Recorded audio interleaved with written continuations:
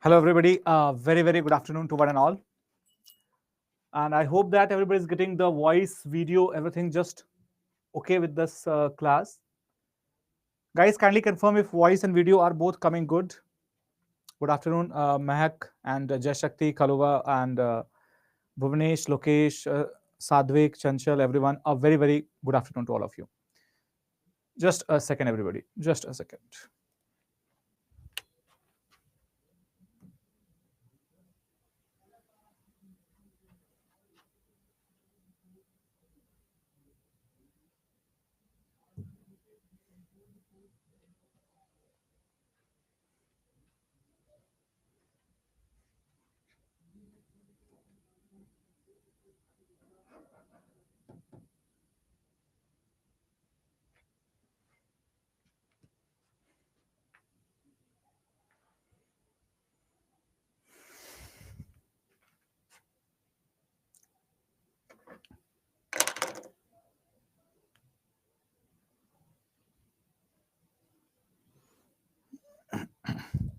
Guys, I think there is a internet connectivity issue in this board.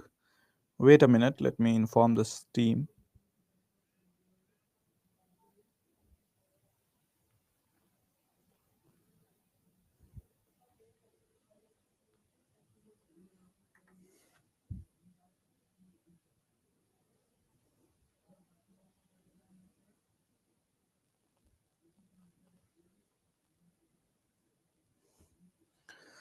Okay, fine.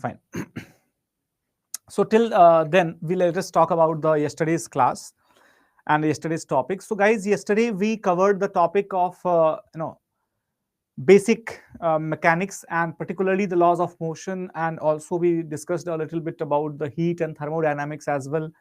About heat and thermodynamics, we just got a very brief introduction of the basic laws of thermodynamics.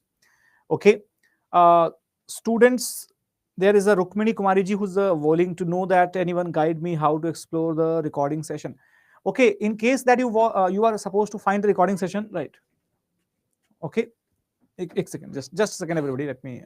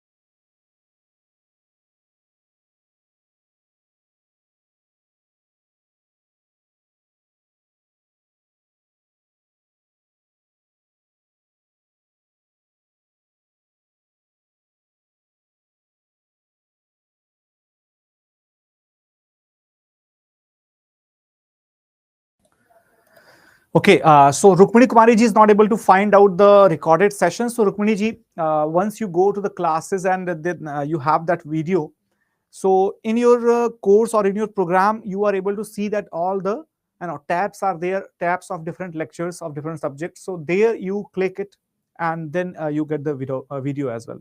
However, in certain cases, let me tell you that if you see that video is not available, it may be due to the slight delay in uploading or maybe something else, but usually it gets uploaded and updated probably on the same day itself. By max it goes to the next day, right? In only certain cases, not otherwise. Okay, so yes, got it, Rukmini ji. So you have to check it, you have to log in, you have to go to the my purchase, and then you have to check the recordings and content and everything. Any idea when the exam will be held? The date is not defined, that date is not notified yet, so we cannot actually have a very conclusive date here, but usually you can expect that from the last date, that is 12th of August, probably that is 12th of August it was, mostly within 45 days. Within 45 days, yes, Mahak, exactly. 15th of September is the tentative date that we are expecting for this examination. Anyways, let's get started.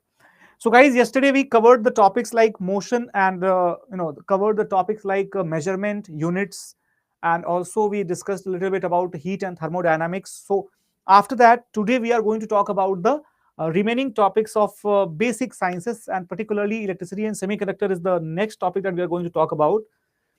So guys, electricity and semiconductors. Let me tell you that in the semiconductors, they are only interested to know about whether student understands the concept of semiconductor or not. How does it actually work? Okay, only that much. They will not ask you any kind of diode, any kind of graph or something like that. Only the practical applications of the diodes or the transistors, these things might be asked. But if you see the questions of the previous year, you don't find anything from this kind of topic where they have asked anything about the diodes or semiconductors much.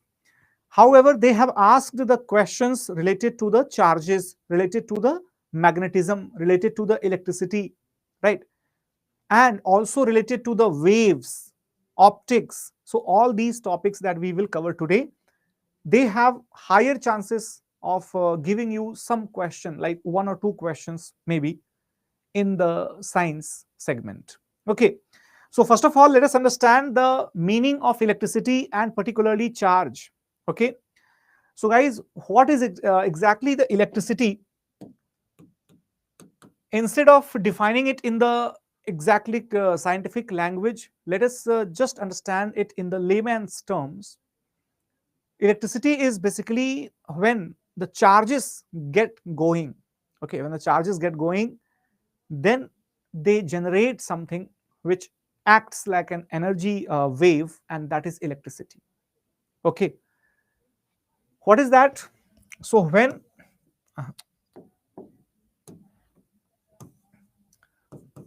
the moving charges generate, not generate, or rather than generate, we should be using emit the energy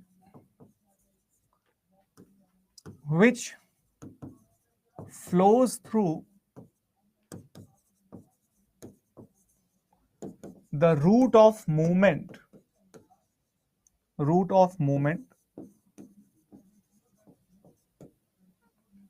and this energy is electricity. Okay, very simple and very layman terms. That is what we have to understand. Very simple. That is, the charges, they emit energy as they move, and as they move, they emit the energy. That energy actually follows the trail of the charges, and therefore whatever the path the charges take, that path becomes completely ignited with that energy, and that energy is called as electricity. Okay, and if we understand electricity, let us also understand the charge. What is charge, by the way? Charge is actually, when we have the electrical orientations of the atomic particles. Okay, the charges are basically the electrical orientations of the atomic particles which generate the electricity or generate the electric force. Okay, so what is a charge? Basically, charges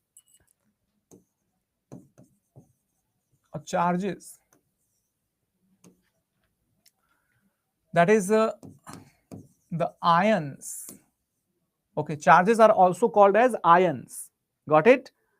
Charges are also called as ions. And what are these ions, by the way? These are the free electrons, and protons. All right. Rather than see, we don't need to specify it. We just need to understand that free atomic particles with an electric orientation,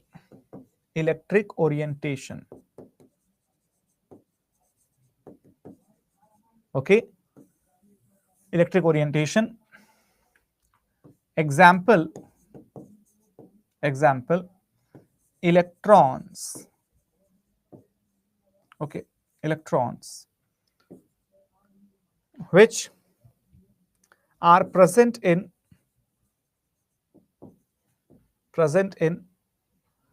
the orbits of the nucleus of an atom. Okay, so there is an atom has a nucleus, and atom has the orbits around the nucleus. In those orbits we have certain kind of electric orientation, that electrically oriented particles. Those electrically oriented particles are basically electrons, and those electrons, okay, they are either acquired or they are lost. They are either acquired or they are lost depending upon the nature of that atom. And when the electrons are acquired, that becomes what? That becomes the negatively charged. Okay, and the particularly, like, if electrons are donated or they are lost, that particular atom becomes that particular element becomes positively charged. Okay, so usually when the electrons are actually lost, that means it indicates a positive charge upon the element, right? So this is why we have two types of charges. Basically known as the electrons and, right, negative charge and positive charge. And here let me tell you, in chemistry as well as in physics, we have the concepts of positive and electric charge particles, basically known as electrons and protons, right? Electrons are negatively charged and protons are positively charged. But if we talk about only the electrical behavior, then this is determined by the electrons. Protons don't determine the electrical behavior. Okay, they determine the chemical behavior. So these are the basic things we need to understand, and there are also the questions upon such kind of things. Like, they can ask a very simple question, that which of the following subatomic particles defines the electrical nature of any element? Your answer will be electron. Okay, it will be electron. Does the proton also define any electrical nature? No, it does define only the chemical nature. Okay, no role in the electrical nature. By the way, if we talk about I would say the role of the positive charge, then where does it come from? Like, when it comes it actually comes from basically the electrons, and there is something called as the positron, right? Positron, the same mass but same charge but opposite charge. Same mass as well as charge but opposite to the electrons. Okay, now Neha says that, sir, is Benjamin Franklin named the two types of charges? Yes, proton defines chemical behavior. How? Adarsh Dubey ji, actually protons are responsible for providing the mass to the particular atom along with the neutrons. Okay, so neutrons and protons are actually very closely, very densely bound in the nucleus itself, whereas the electrons are those which keep on orbiting around the nucleus. So that is why protons are very, very difficult to be emitted out of the nucleus, and that is why these are only the electrons which act as the carrier of the charges in all the elements. Okay, got it? Exactly, Ashirwad. Same mass or charge, but different orientation. Okay. Now, if we talk about the Coulomb's law, the basic rule which dictates the force of attraction between the two electrons or between the two charged particles, that law is called as the Coulomb's law. So, guys, what is the meaning of the Coulomb's law? Let us understand about it.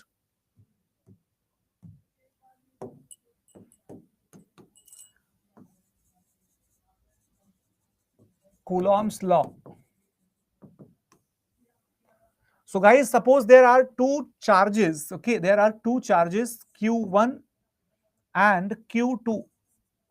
These are the two charges. Okay, these are two charges. The Coulomb's law is actually the replica of the Newton's law of gravitation. How is that? Let us understand. So basically, the distance between these two, that is r, is equal to distance. Okay, distance between these two, that is r. So according to Coulomb's law, it states that the force acting upon these two charges due to each other would be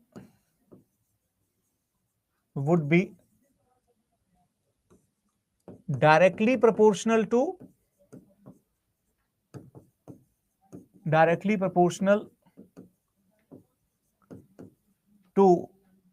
their product, that is Q1 into Q2, and would be inversely proportional to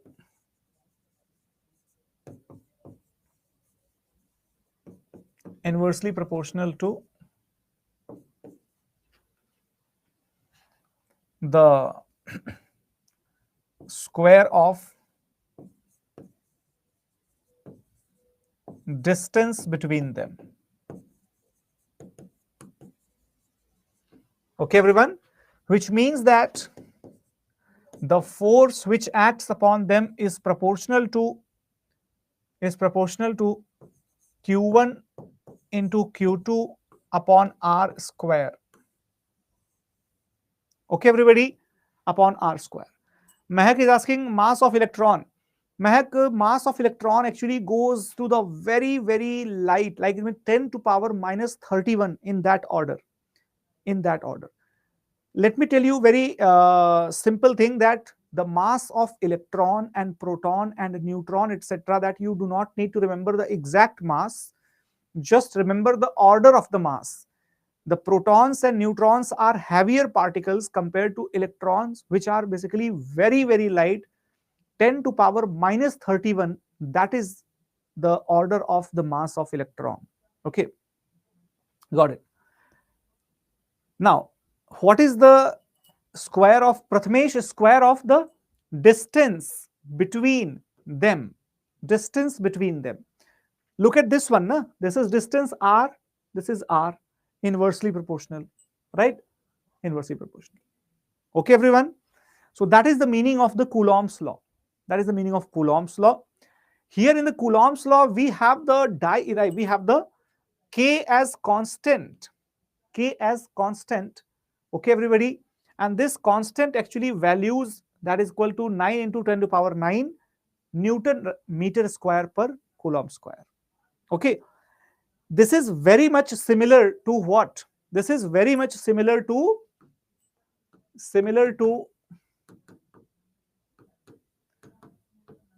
Newton's law of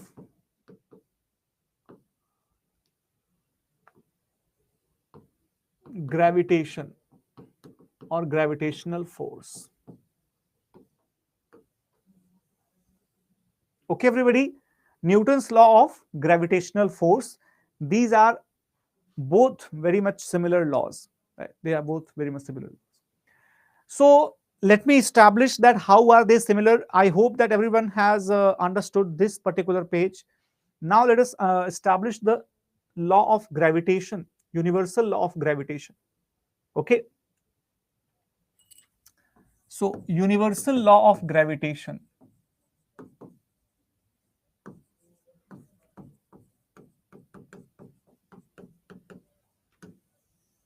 Exactly the same thing. Suppose this is the M1 and this is M2, okay, and the distance here is R. So the force, right, acting upon these two will be proportional to the M1 M2 upon R square, or force acting upon will be equal to the G M1 M2 upon R square. Okay, where G is the universal gravitational constant. So guys, how many of you remember that in class 10th you might have studied about this universal gravitational constant? Anyone? See, these kind of numbers you really don't need to remember and all, but in certain case that it may be asked, suppose if this is asked, then you can say that the G capital is the universal constant of gravitation, whereas G small is the Earth's gravitational force or acceleration due to gravitation on the Earth. Okay, remember that. Got it? So this is about the similarity between the gravitation law and the Coulomb's law. Now, if we talk about the electric charge particularly, so I just told you that the charges are basically the property of the matter which causes the attraction or repulsion. Basically, it provides a kind of electrical orientation, but depending upon that, depending upon the nature of the charges and their behavior, we have several kinds of categories and other terminologies. Like for example, there is a term called electromagnetic field. There is another term called as the electromagnetic flux.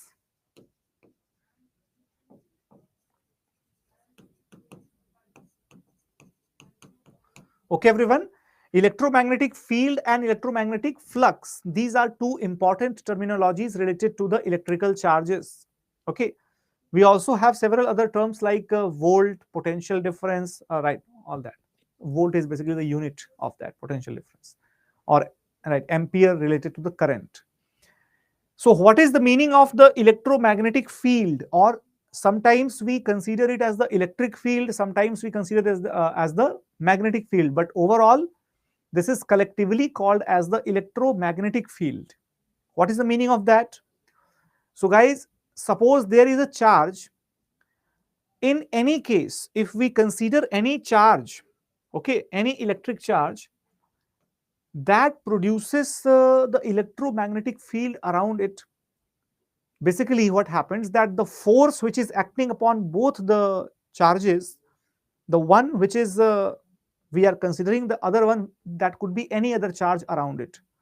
So the charges are like that. Suppose the each charge keeps emitting the line of forces, and guys, these lines of forces, they are spreaded around the particular electric charge. So the particular region or particular area around any electrical charge in which the force of that electrical charge is felt, that is known as the electric field of that charge. Simple, na? It is like, suppose I am a farmer and the land up to which I can cultivate, that is my field. Similarly, the region around the electron through which or up to which the force of this electron can be felt, that is the electromagnetic field of this particular electron. Okay. So guys, let me tell you that electromagnetic field lines, they show the direction of the electromagnetic force at any given point. So basically, the electromagnetic fields are demarcated by the electromagnetic lines. What are those electromagnetic lines? Those electromagnetic lines are the lines of the force, lines of the electromagnetic force, which is felt if we pass through the given region which is lying between one particle and the other particle. Both of them are charges. Okay. So we studied that Q1, Q2, na? This Q1, Q2. So from Q1 to Q2, let us suppose that we have the different kind of lines passing through. We have different lines passing through. Okay. So these lines, they go through only a definite area, only through a definite area. So that is the electric field. Electric field. Okay. So I hope that everyone understood the meaning of electric field. Okay. This is a charge, and these are the lines. These are the lines, okay, through which, or let me just draw a different diagram. This is a charge, okay, and these are the lines.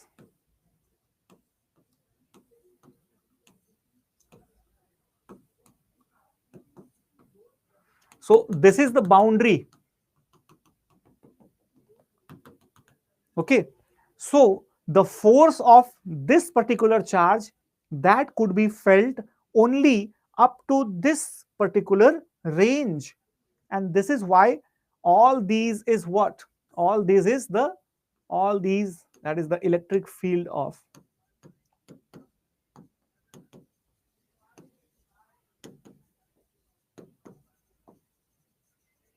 Electric field of that charge. Okay, Bhuvnesh ji. Now, if we talk about the electric flux, so what is electric flux, by the way? So guys, here you can see that these lines, these electric field lines, they are passing through the different regions all over. Suppose if we take one unit place, suppose if we take one unit area, so what is electric flux? The number of, okay, the number of electric or electromagnetic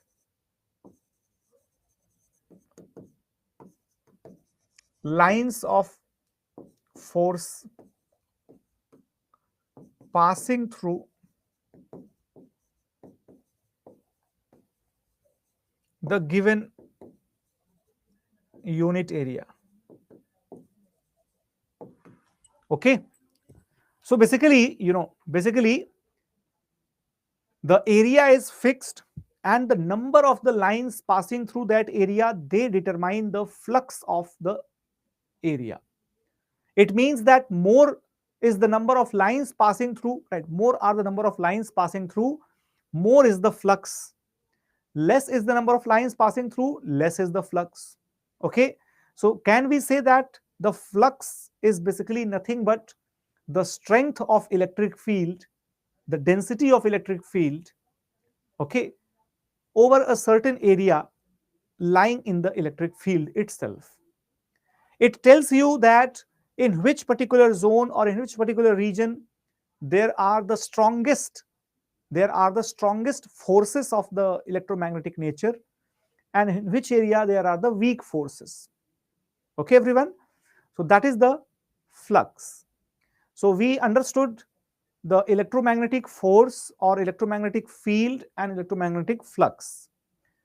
Then guys, apart from these electromagnetic force, field and flux, we also have the property of the various materials which either permit or insulate the flow of the electric particles or electric charges, which means that there are definitely some other kind of articles which don't allow their particles to carry the electrical force. Okay, so depending upon that, we categorize the different materials into conductors, insulators, and semiconductors. Okay, depending upon what? Depending upon the flow of or carrying capacity or flowing capacity of the charges through them. Capacity of charges flowing through them. Okay, so guys, when we talk about any particular material which allows the easily which allows the easy flowing of the charges, that is basically the conductor. That is basically the conductor. Now guys, as far as the conductors are concerned, let me tell you that the conductors, they don't offer much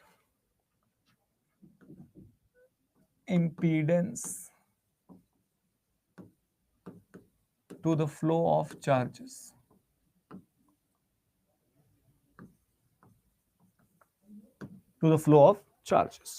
Okay, and that is why they are called conductor, because they conduct the charges. And why does it happen? Why does a conductor behave like that? Because the conductors are usually the metals, and they actually have the number of electrons which is greater than the number of protons, which means they have certain number of free electrons. Okay, they have certain number of free electrons. All right, everyone. And if we talk about the number of free electrons, just a second, everybody, just a second.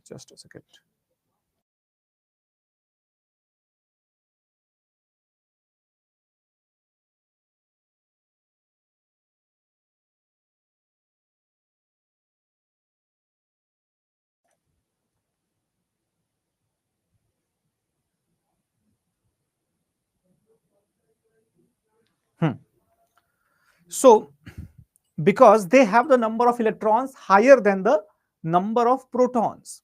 So guys, once the number of electrons are higher than the number of protons, that means we have some extra electrons.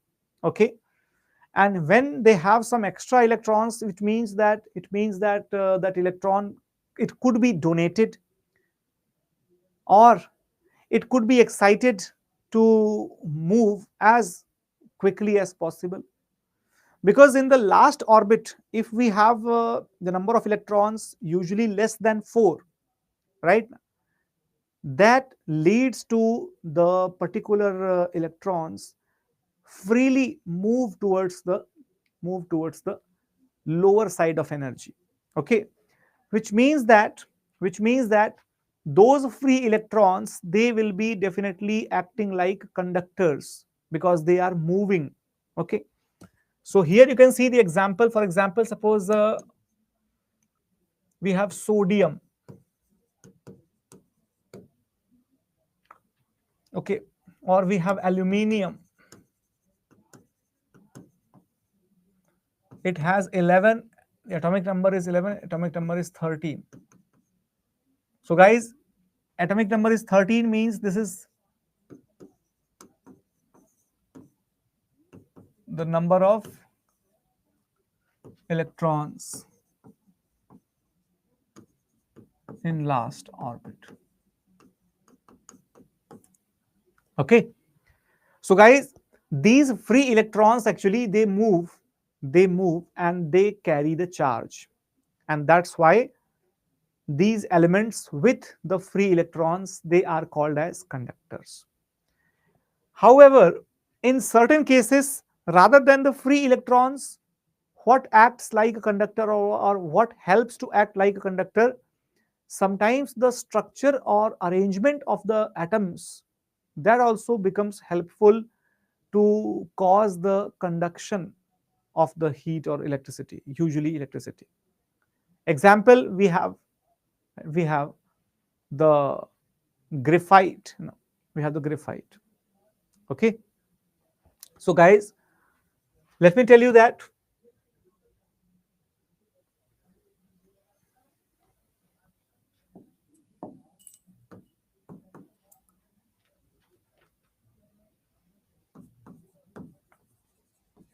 nature of the elements based upon electric property.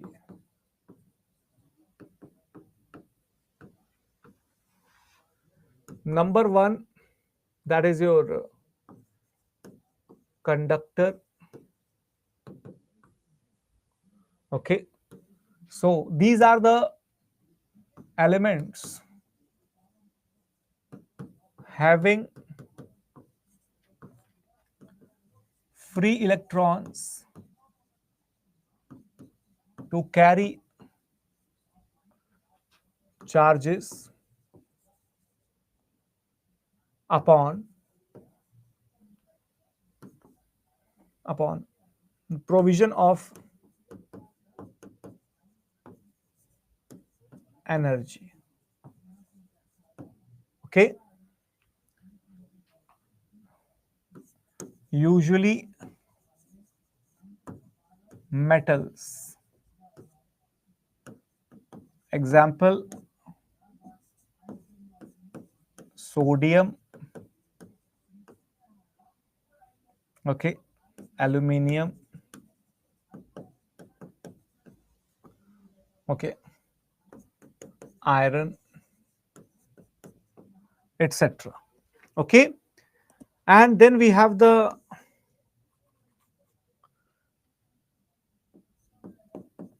insulator.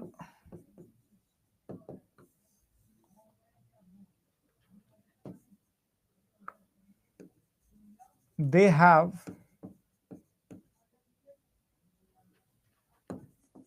no free electrons, okay, and are deficient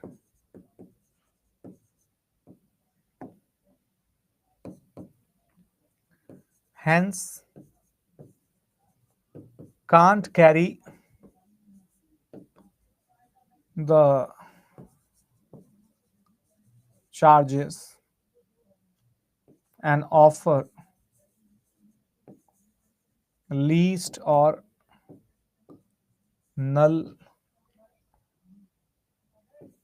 conducting of electricity. Okay, remember that.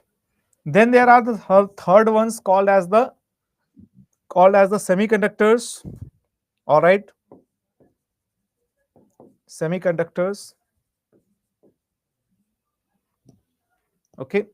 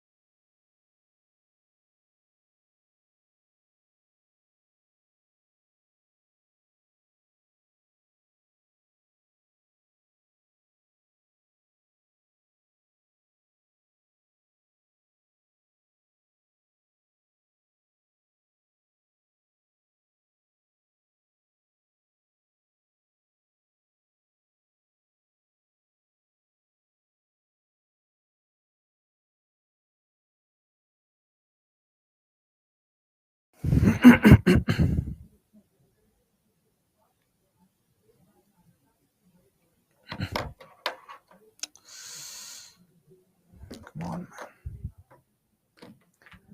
All right, so let us talk about the semiconductors. Okay, so guys, when we talk about semiconductors, what are the properties that they have? So they are specific elements,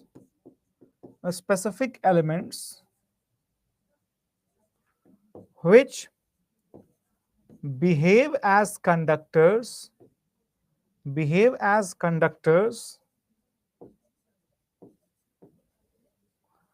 upon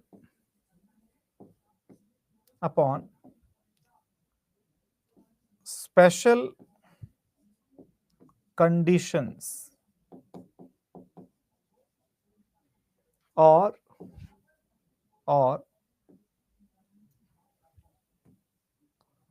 temperature. So guys, what happens? Actually, they carry very, very low charges. Okay, upon room temperature,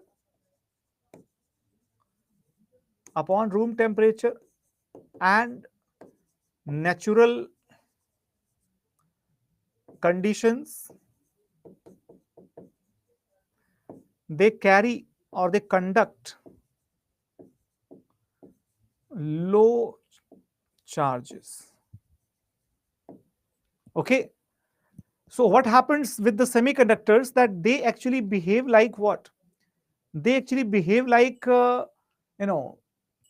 sometimes they behave like conductors, but of the very, very low capacity, which means that they actually require a certain degree of threshold to be crossed before they behave like a conductor.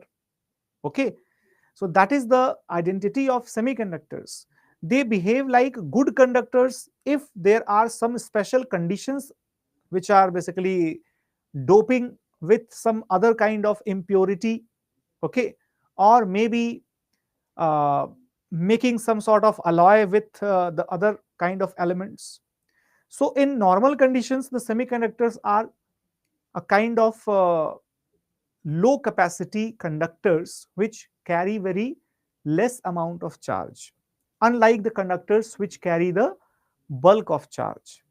Okay, so they are a kind of conductors, but not exactly the same as the proper conductors. Okay, Ashirvad Bhartiya says that semiconductors are useful due to their ability to partially store the electron. Actually, that partial storage of electrons, actually that is reflected through what? That basically after a certain level of threshold energy, only then the semiconductors behave like conductors. So to achieve that threshold of energy, the electrons are stored temporarily. Once they are stored and the charges are accumulated, it reaches the threshold level, and then the threshold levels are crossed and the charges start flowing. Once the charges start flowing, then this accumulation also depletes. Okay, Ashirvad. So that is how it works. All right. Now, guys, if we consider the conductor, insulators, or semiconductors, guys, these conductors, insulators, or semiconductors, they are having numerous applications. They are having numerous applications. For example, the examiner would be interested to ask about the superconductors. So, what are the superconductors? What are the perfect insulators?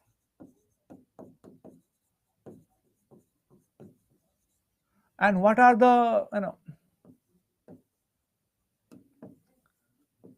semiconductors and its applications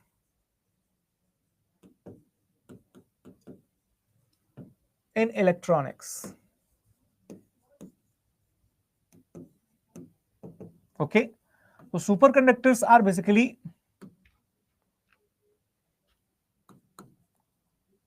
the conductors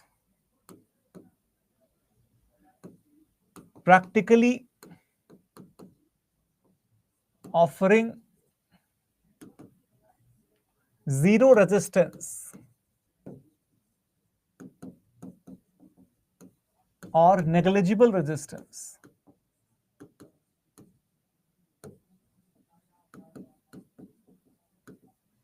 to the flow of charges. So guys, these are just hypothetical in nature. We do not have any kind of real superconductors. Okay, we do not have any kind of real superconductors, just the hypothetical elements which are possible, possibly, to be such kind of elements which act only upon a very, very, very low temperature. Okay, very low temperature. So superconductors are supposed to be the reality in upcoming time, but as of now there are no such superconductors which are industrialized or commercialized in the meantime. Apart from that, we have the perfect insulators. Again, again one more hypothetical element. The perfect insulators are those which bring the conductivity to zero. They bring the conductivity to zero, which means that they are such kind of elements which don't allow even a single charge particle to pass through. Whereas in reality, there are no such perfect insulators. In fact, the best of the best insulators also somehow allow, even if that allowance is through the surface, still they do allow the charges to move through them. Okay, which means that some ounce of the current actually passes through, even if it is an insulator. Okay, remember that. Then guys, semiconductors and its applications in the electronics, that is a very, very important part. Here we have examples. The chip making.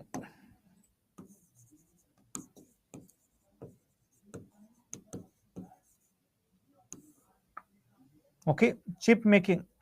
Then electronic gates, transistors,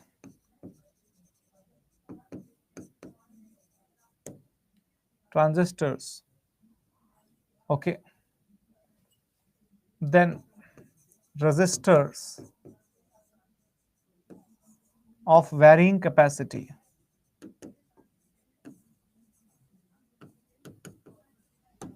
diodes,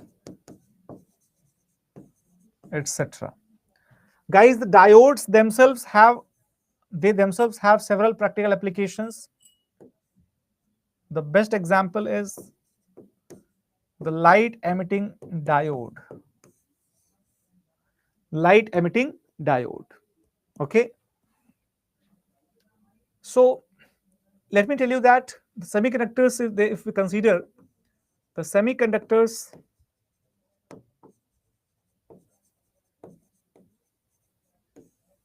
they are of two types, P type and N type.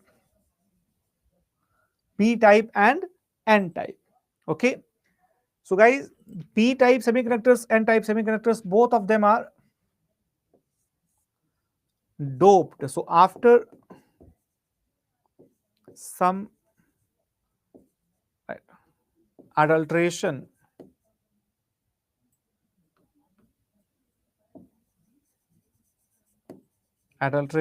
or say doping, we have the P type and the N type semiconductors. Okay, everyone. Now, let me show you the exact matter in which the diodes behave, because the diodes actually act in the forward and the the linear bias, right, backward biases. So here P and N type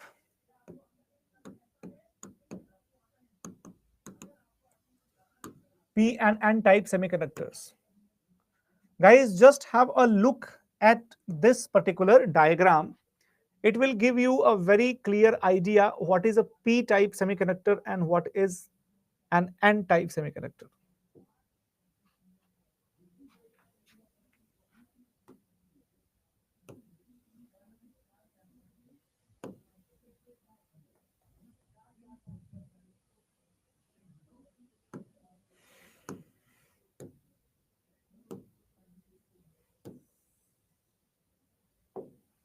Okay.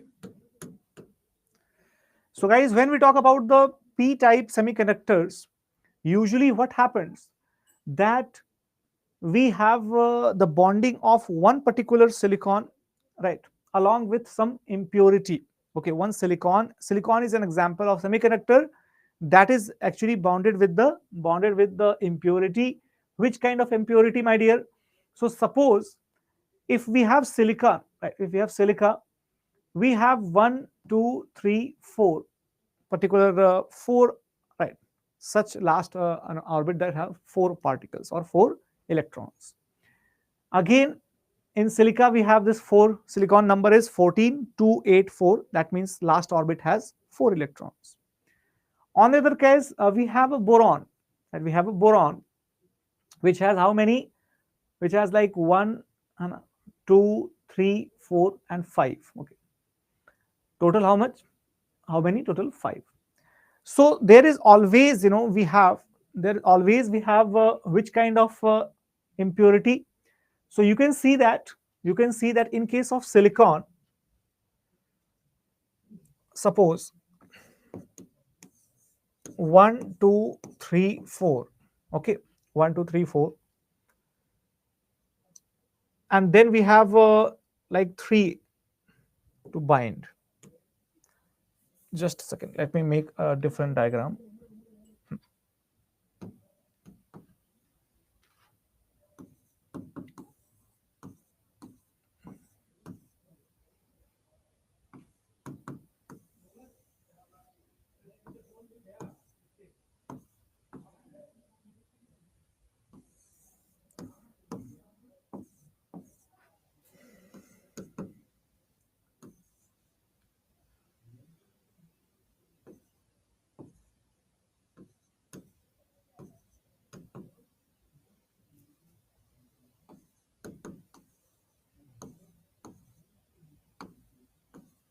Okay.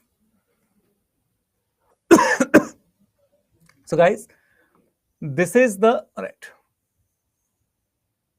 way in which it actually forms. Okay, so overall we have got the silicas. Total there are 4 silicon atoms if they are required. 2 plus 2 plus 2 plus 2, right? However, if we add or if we replace with impurity, right, if we replace with an impurity, so you can see this one. There is one diagram. Okay,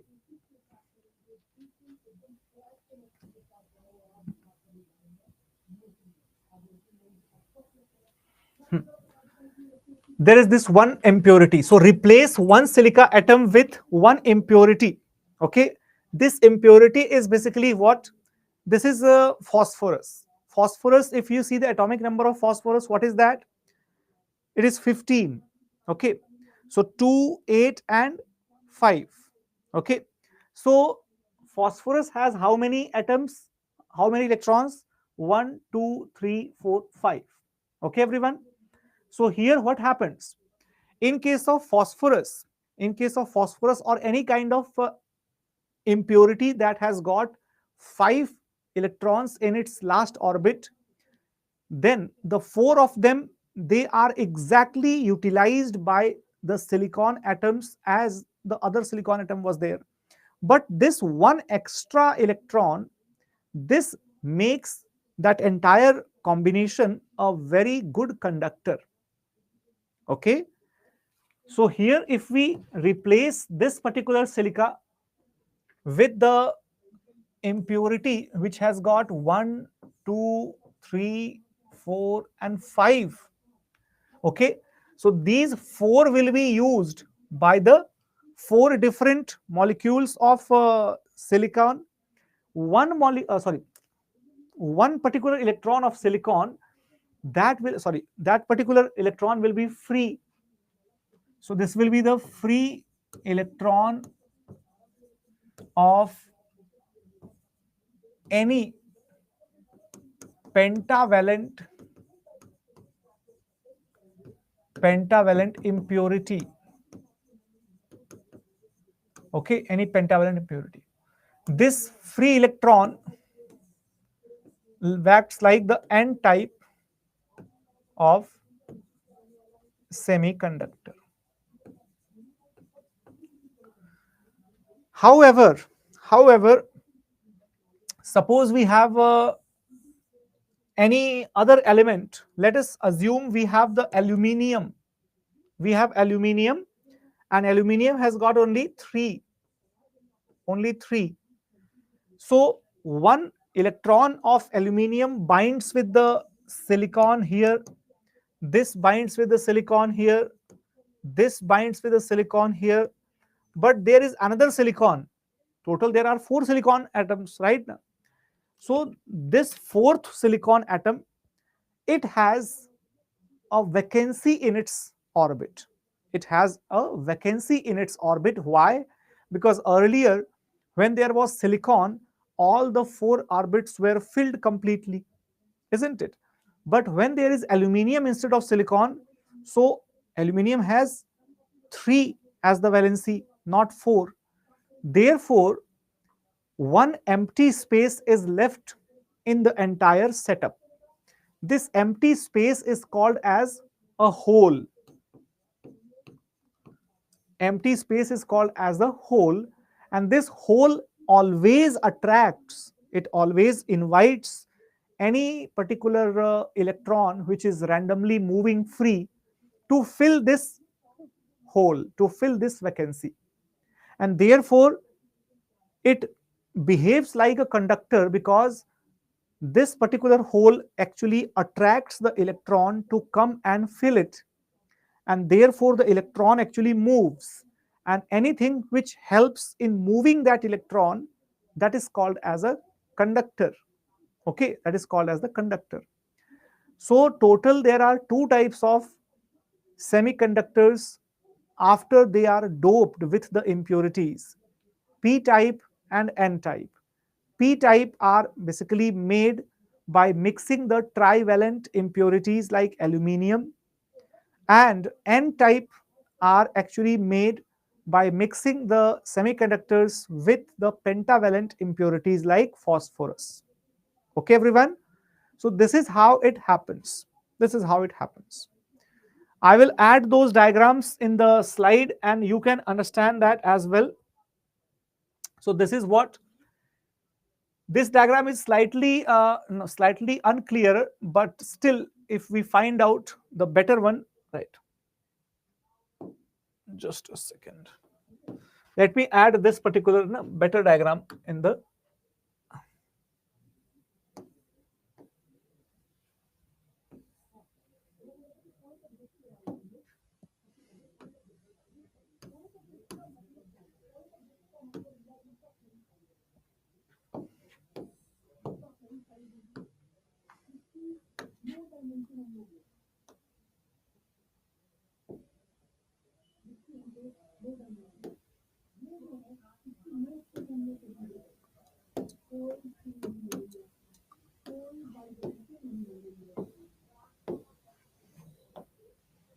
okay.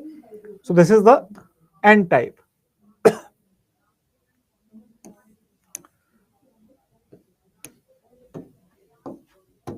This is the P type.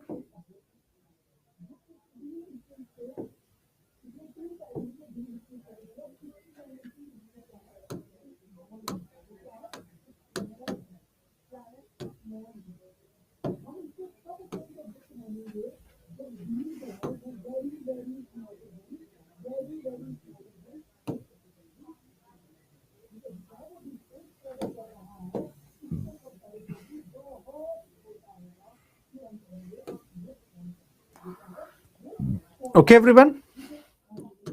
So you can actually connect it now. So there is a doubt, hole which is free space is having a single electron, right? is actually, Shantanu, it is attracting a single electron.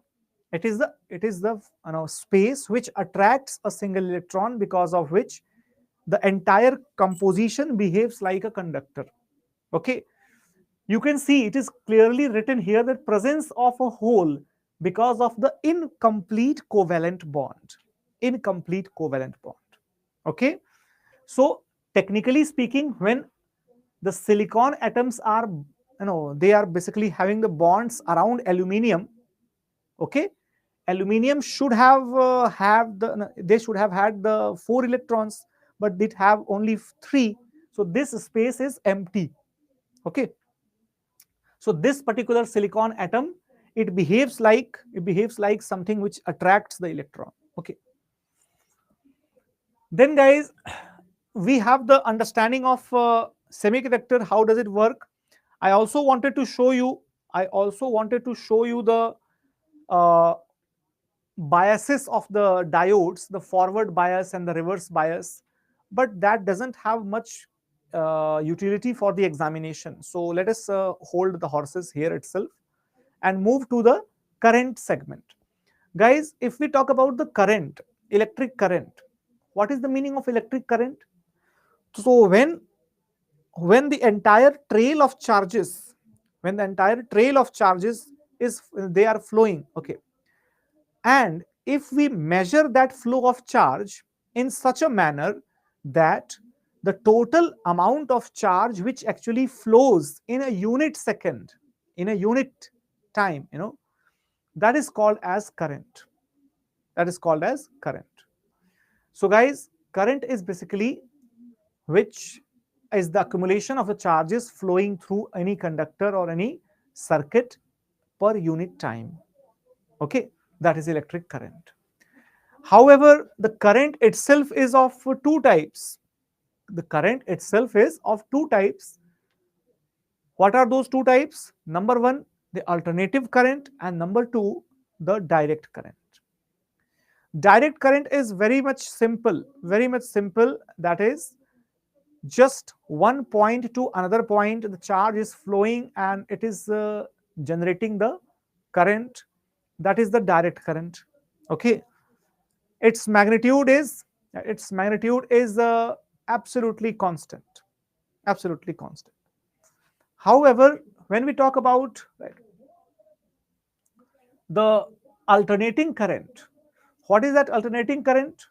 So in such currents, what happened, that the magnitude continuously change, okay, and direction changes periodically, which means that the current is flowing, the amount of charges which are flowing through per second, right, or per unit time, the charges are actually flowing in big numbers, then reducing, then again going downward, it comes to 0. After that it again changes, but the direction or the phase, that is reversed. So you can see this green color graph and you can check the magnitude is rising, then again declining, but it cannot go negative, because these are the elemental things, so they cannot go negative. Then why is this direction shown as a negative direction? Because the phase in which the charges actually flow, that phase actually changes. Okay, so guys, we should have the better diagrams again. So I will be adding those diagrams so that you can actually get the help in the better revision, right? So alternating current, alternating current. Okay, everyone, alternating current.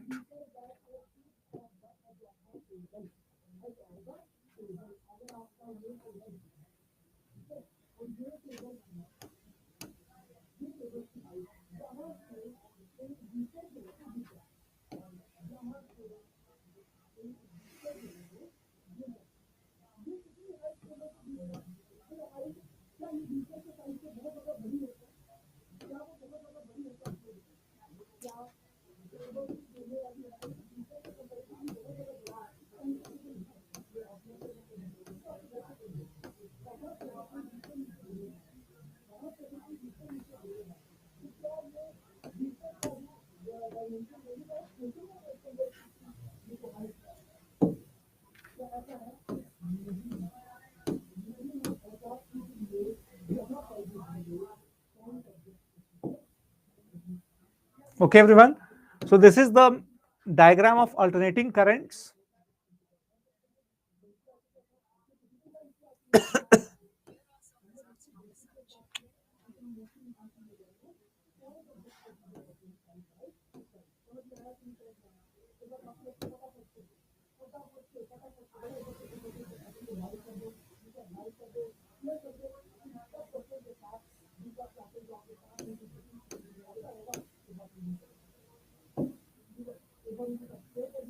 Okay.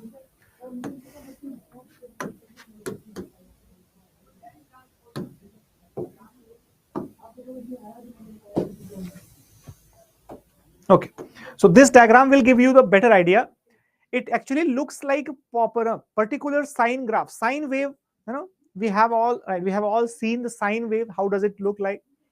So, guys, when we talk about the alternating current, usually we have the varying amplitude, okay, and at the same time we also have the phases varying periodically, which means that suppose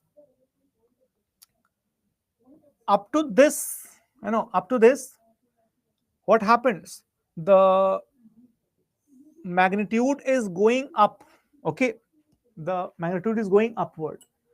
After that, the entire phase changes, and then in the negative direction it is going extreme and again returning back. Then again the phase changes, okay. So guys, you can see that this is exactly moving like a sine wave, and it just keeps on going.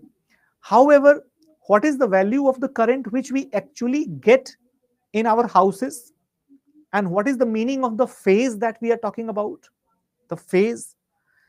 So guys, when we consider the mean voltage, okay, usually the mean voltage is the sum total of the both the positive and the negative directions of the current moving, and that particular voltage which we calculate, or which we actually get after calculating the two extremes, that is the mean voltage. Now let me show you something very important. Some of you might have heard about that there are three phases, two phases. What are those phases, by the way? So guys, have a look at this diagram. Okay.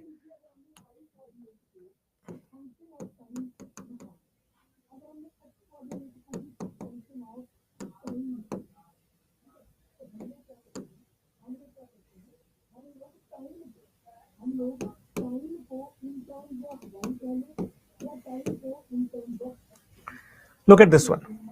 Look at this one.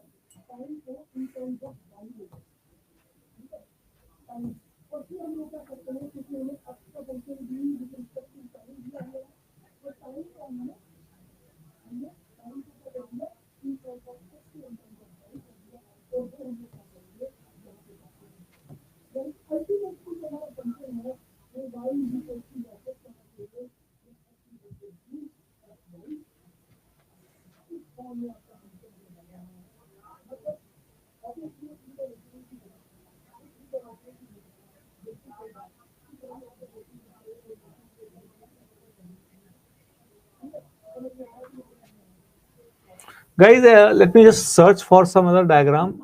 This is the better one. Okay.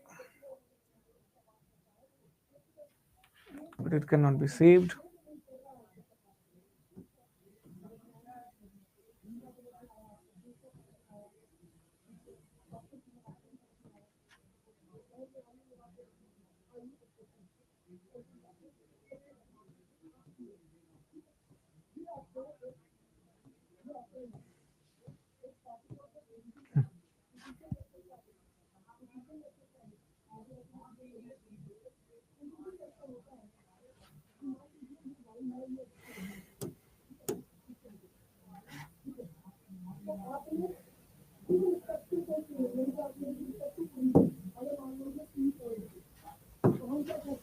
So now let us understand the concept of phase here.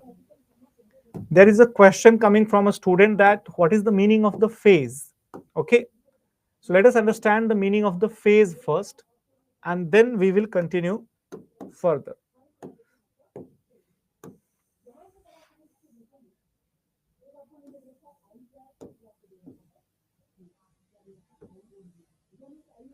Okay, so guys, what is the meaning of phase?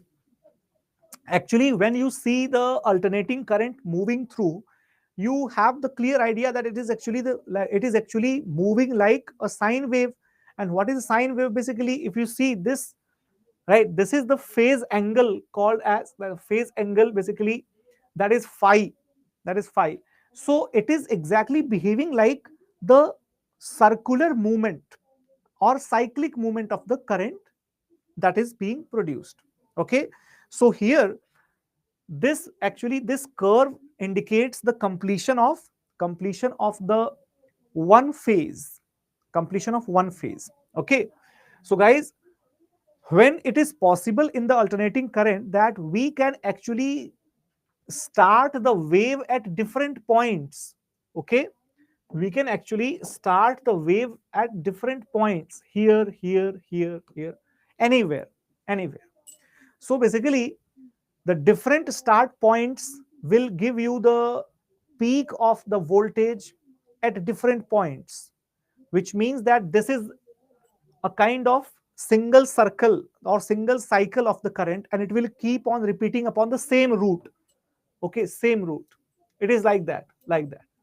And when we add the different phases, then what happens? Then suppose you are making the sign diagram for this particular cycle, and it starts here, here. Okay, so this is one phase, this is called phase, one phase. Then you are starting the different cycle of the current from this point. So suppose you are starting it from here, sorry, here. Okay, okay, like that. So it will go upward, then comes downward, like this. Okay, this is the second phase, this is the second phase. Then suppose the third one you are starting in like from here. Okay, so one cycle is completing in this point, in this point, and in this point. Okay, so we have three different cycles of the current flowing simultaneously, and this is called three phase. So what is the phase? The phase is that specific cycle of each current wave which is flowing through the circuit. Okay, so usually for the heavier duty machines or the motors, we have three phase current that simultaneously, you can see that simultaneously it keeps on adding up the variations, so that there is very I would say very less loss of the amplitude, and the current supply is continuously high, and it is supplied to the machines, right? So here we can see that here we can see that there are the different phases: one phase, half phase, three phases. So these phases are basically the cycles of alternating current which are considered. Okay, Adarsh ji. Now if we talk about sorry guys, we have already understood the electric field, no? Okay, field and flux we have already understood. So we are talking about the AC. So usually we get the alternating current in the different phases. Usually we have the three phases supply in our households, because our household actually carries the different loads. What is the meaning of the load? Load indicates the instruments and the devices of the electric appliances as well, which are actually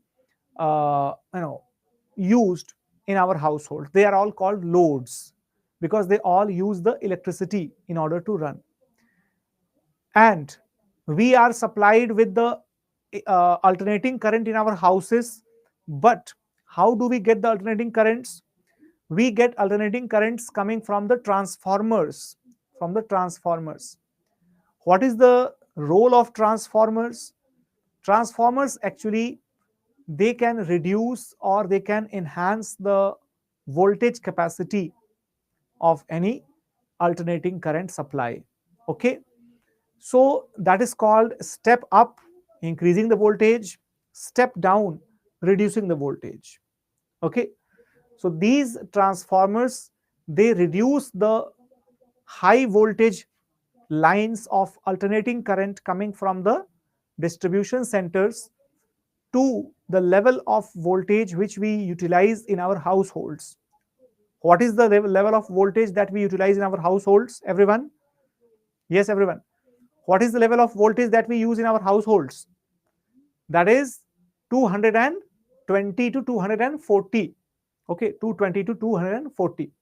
Okay, exactly, not 250, 220, 230, 240. That is maximum. That is maximum. However, let me tell you one more thing, that usually the questions are asked upon the character of these currents, like the use of the alternating current in the transmission line. We all can see that the alternating phases will create the waves around the conductor, and thus the heating effect is magnificent. Heating effect is very high. Therefore, the alternating current lines which are used in the transmission of the electricity, they produce very high heating effect, very high heating losses. Okay, however, still we use the AC current in the transmission because of the extensive cost which is involved to convert the DC into AC. Okay, to convert the DC into AC. And guys, if we talk about the DC current or say direct current is actually not possible to be used by several electric appliances which are actually basically made for, I would say, not manufactured but made for the supplies of three-phase current. Okay, alternating current. Most of the devices we utilize in our households, they have the capacitors, they have the inverters, etc. If any supply has the inverter, okay, what does it do? It actually uses the AC. Okay, uses the AC. Inverter, basically what does it do? It converts DC to AC. Okay, DC to AC. Now, and if we talk about the batteries, etc., the batteries actually produce DC, but inverter supplies to our households, and that is AC, which it supplies with the help of converting DC into AC. Now, so guys, direct current and the alternating current. Now, what kind of questions are asked from this particular topic? Let us understand.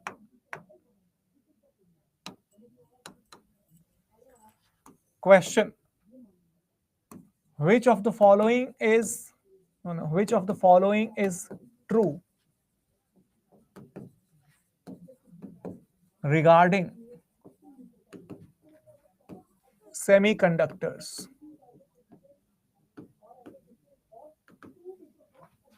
Okay, they have completely filled valency. Number 2, they have low energy gaps, or threshold energy. 3, they are good conductors of heat. and electricity. Okay.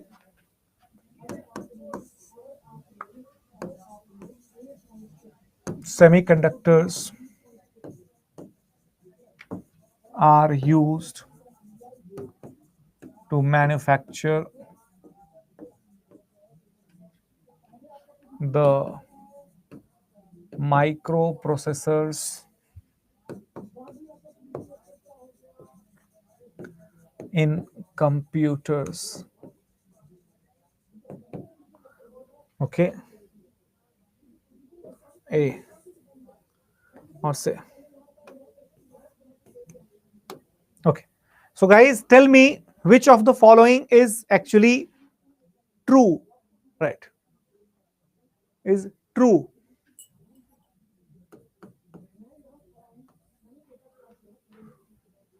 True regarding semiconductors. Which of the following is true regarding semiconductors, everyone?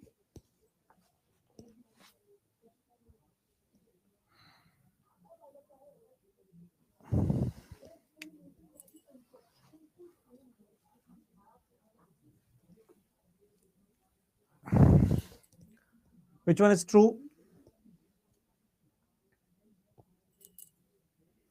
There could be more than one answers, right? So you can actually write down more than one. What all, right? In fact, all of these which are true, you can actually write down. Second one, first, second, third, fourth, any of these, or more than one of these.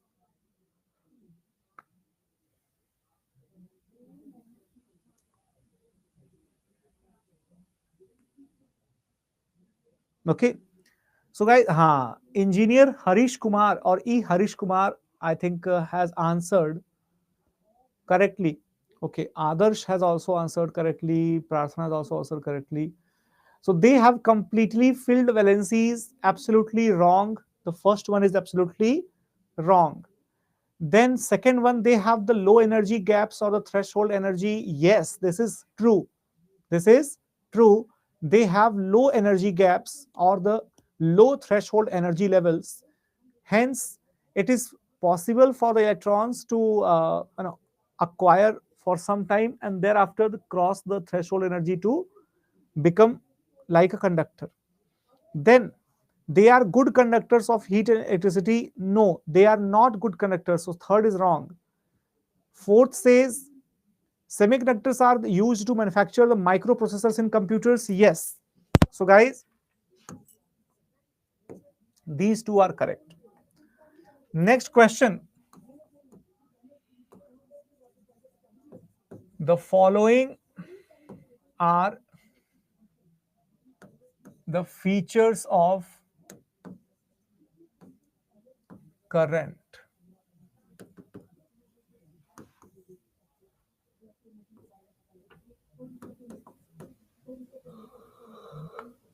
It acts as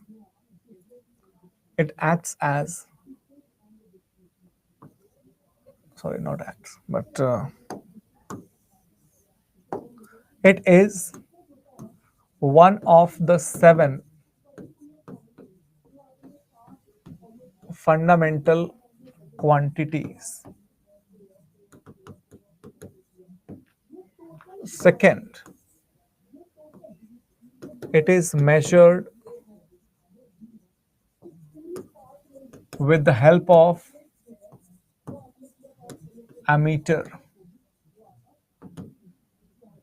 Third, AC and DC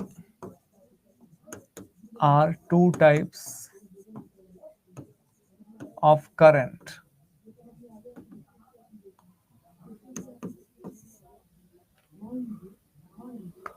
Four,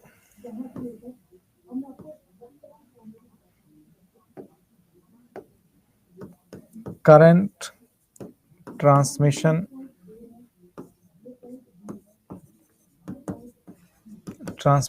lines, transmission losses are very high in DC. Okay. How many of these are wrong statements?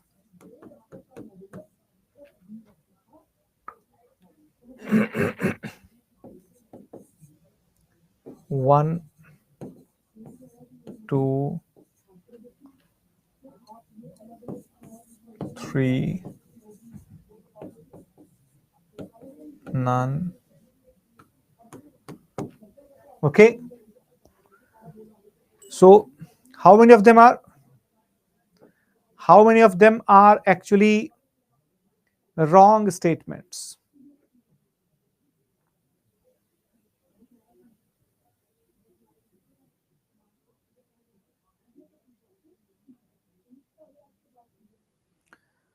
Okay, so Mayank says none.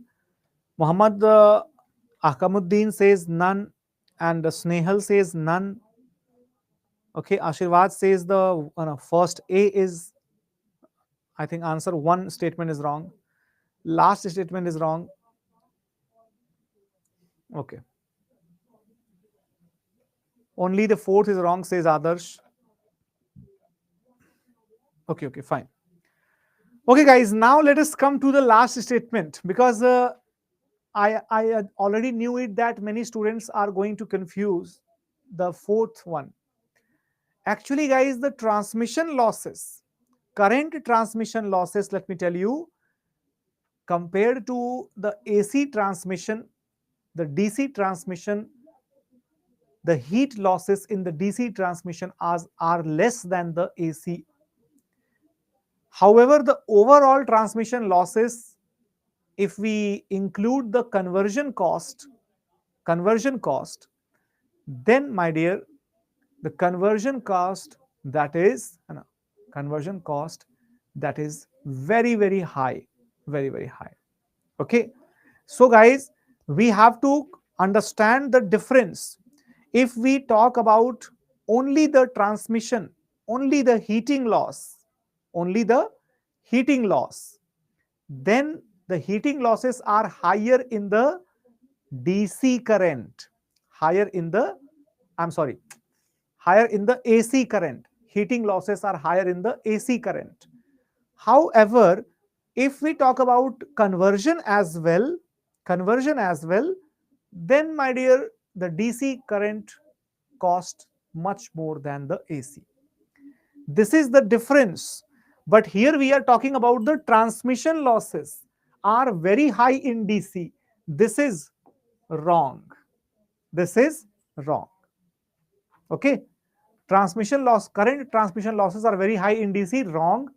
Conversion losses are very high in DC. Yes. Then, my dear, measured with the help of ammeter. Yes. AC DC are two types of current. Yes. It is one of 7 fundamental quantities. Yes. Okay. It is obviously one of the 7 fundamental quantities, with its unit being ampere. This is what we have already studied. Right? So right answer is yes, Ashirwad, you are right. Right answer is option number, right.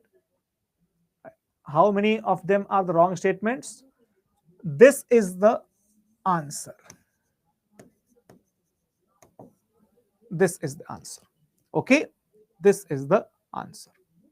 One statement is wrong and 3 statements are correct. Okay, 3 statements are correct. One statement. Guys, some of you have replied option number C. Wrong statements. How many? How many? How many? Okay. So let us take a break now. Let us take a break now, and after the break, we will discuss about the other aspects as well. Let us take a break here.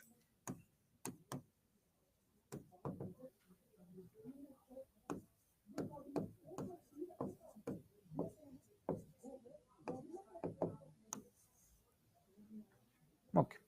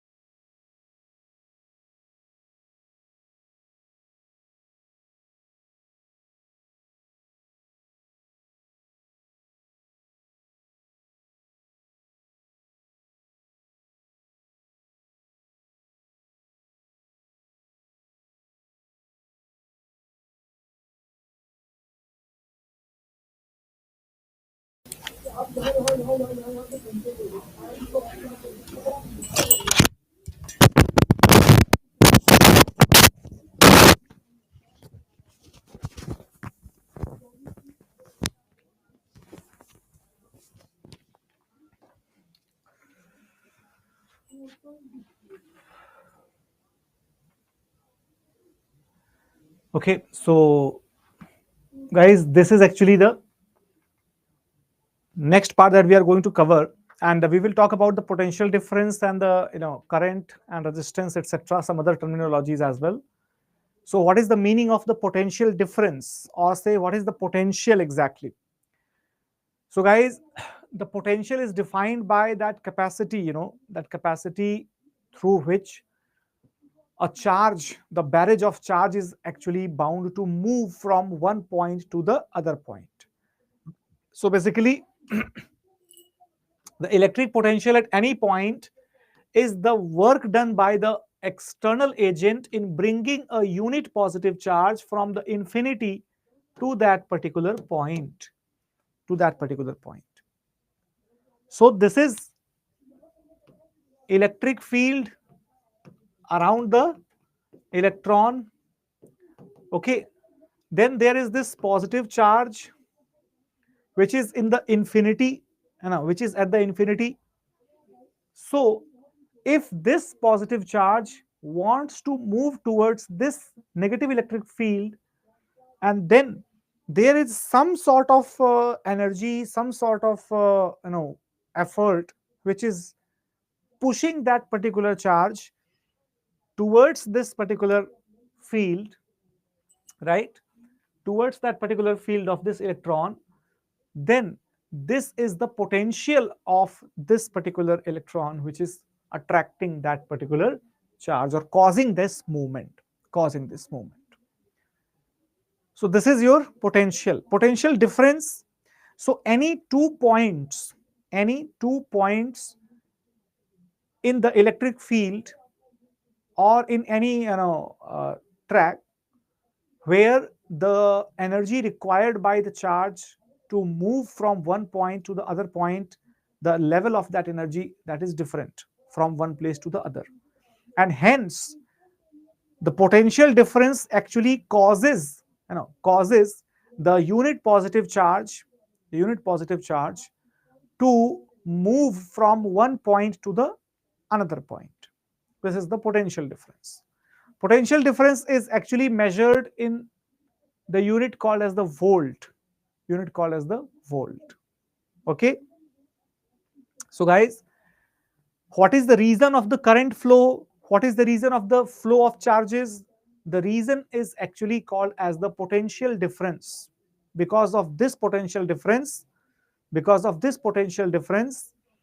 we have the flow of the charges from one point to the other point. Okay, so guys, on the earth, if we talk about, the electric potential is assumed to be zero. It means that any kind of current which is flowing, if it is connected to the earth, ultimately it will flow into the earth. And why? Because the potential is zero, and therefore any kind of potential which is above zero, it will act with the earth along with the potential difference, and therefore all the electric connections, they have got an earthing connection as well. That earthing connection provides an additional layer of safety, since the additional flow of current actually pass through that particular connection and goes into the earth. Okay, goes into the earth. Now guys, electric potential is equal to work upon charge, W upon Q. Now these equations are not required for any student for IB examination. Ohm's law, resistance of conductor always opposite to the flow of current, right? It always opposes the flow of current, and basically conductor, whenever the conductor is actually supplied with any value of current, the entire value of current which flows through the conductor faces some sort of resistance in the flow. Because of that resistance, there is the generation of the heating effect. Okay.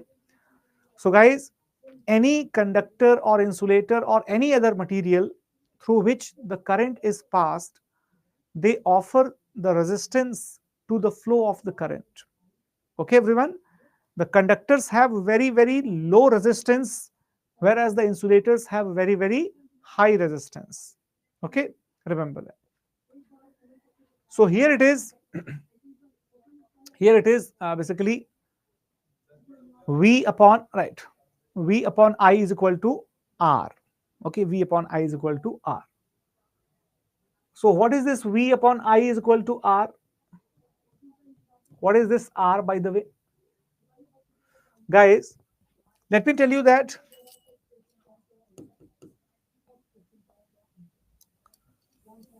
V is equal to IR. This is something that defines the Ohm's law. Okay, Ohm's law. Here, if we talk about R, so R is the constant factor in a circuit of electric current flow. Okay, so here it means that V is proportional to I, or V is equal to R into I. R is resistance.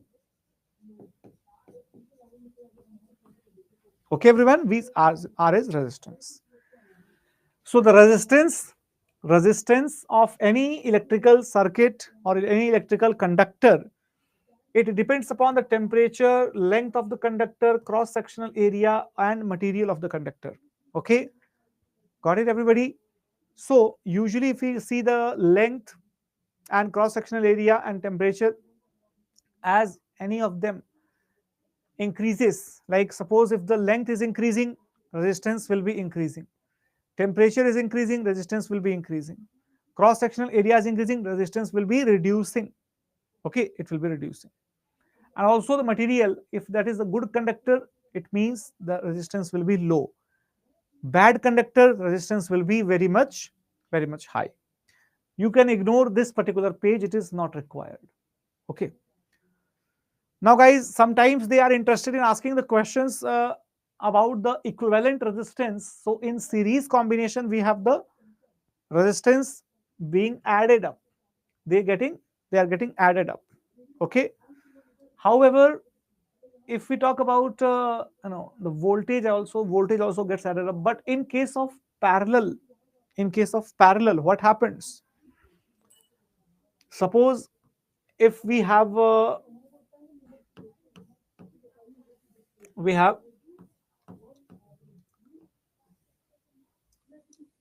this kind of current circuit,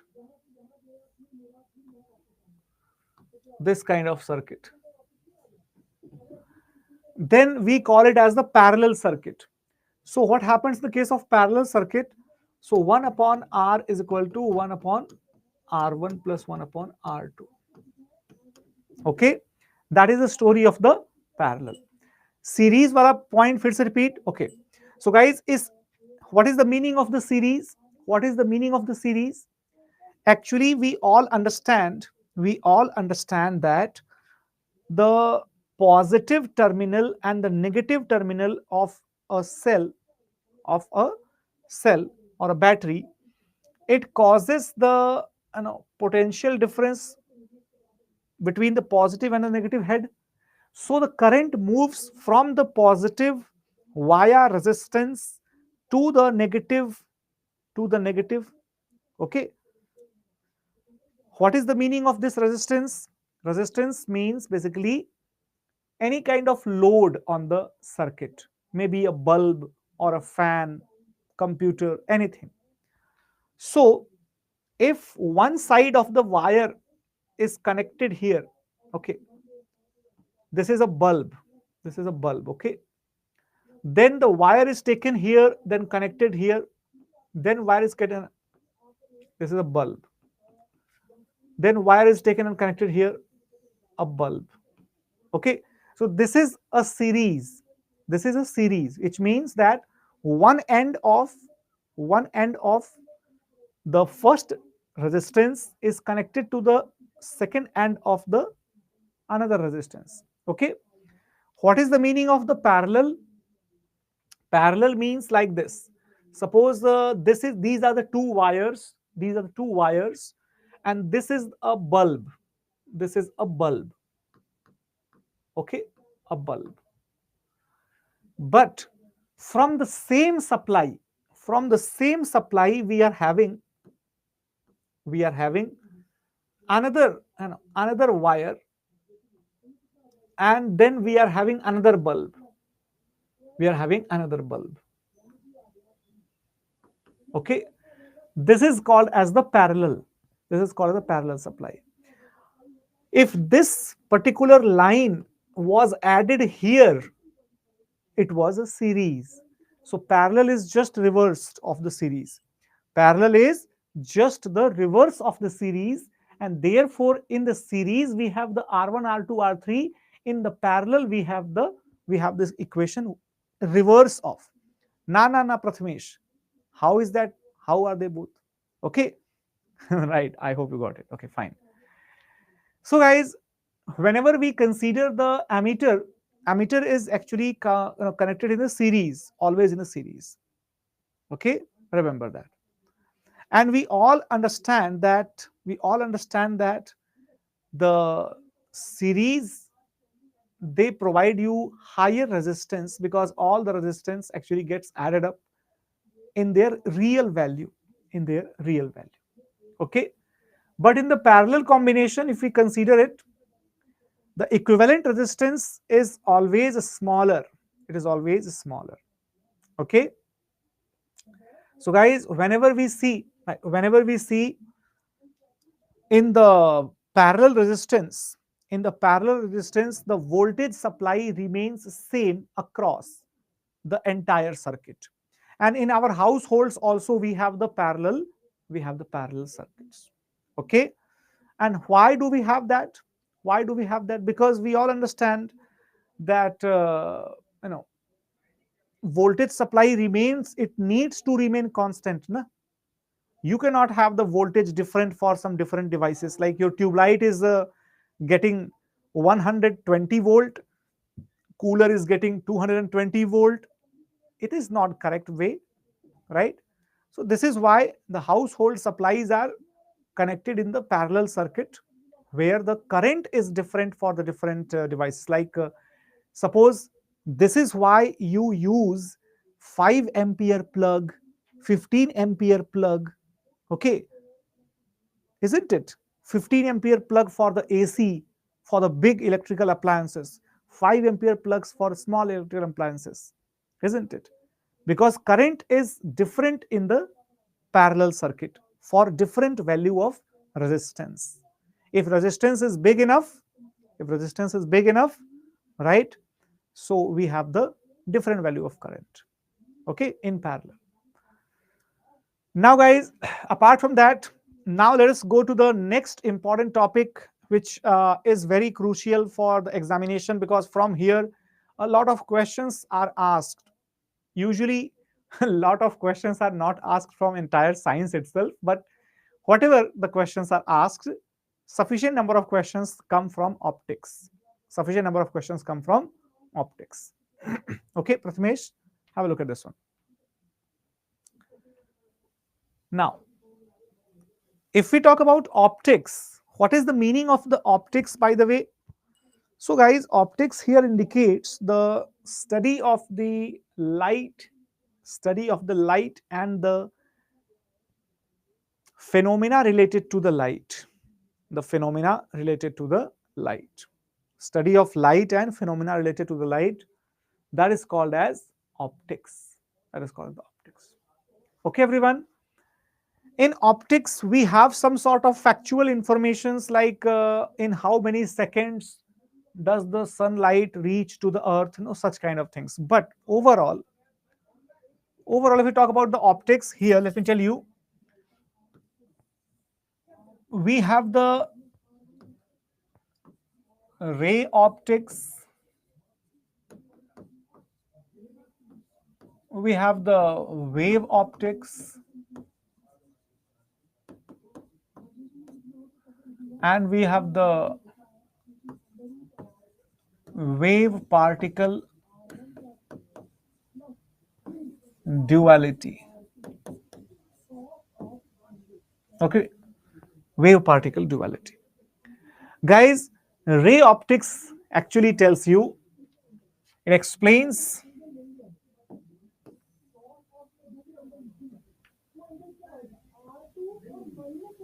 okay, it explains oh,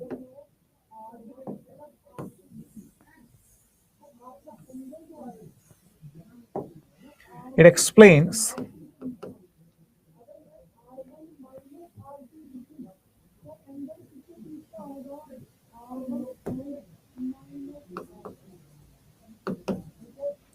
the phenomena image formation, image formation, reflection, okay, refraction,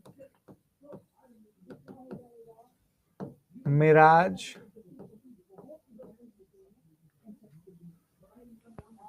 okay, and other illusions, etc. So primarily, if we talk about the ray optics is basically the classical optics given by Newton, okay, given by Newton and Snell, right? Snell, these two people they actually worked upon the ray optics. And the ray optics is something which defines the mirror image formation, defines the lens and the spherical mirror image formations. It defines the reflection, refraction. It defines the mirage and other total internal reflection. Such kind of things. Such kind of things. These are all the ray phenomena. Then, guys, we have the wave optics. Okay, wave optics is primarily the brainchild of Huygens and de Broglie. Huygens and de Broglie. By Huygens and de Broglie. And the wave optics explains what? It explains the phenomena of scattering,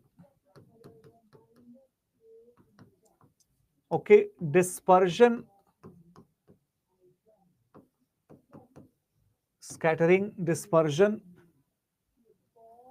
then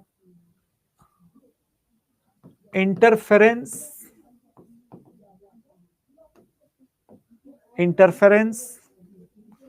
polarization,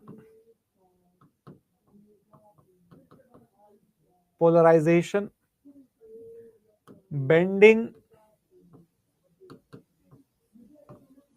of light,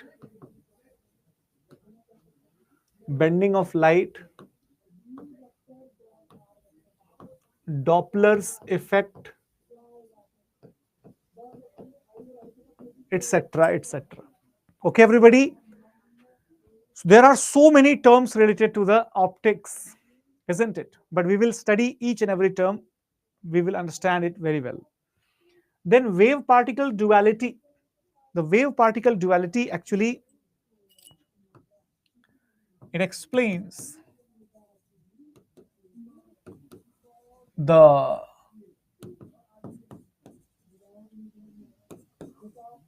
photovoltaic या photoelectric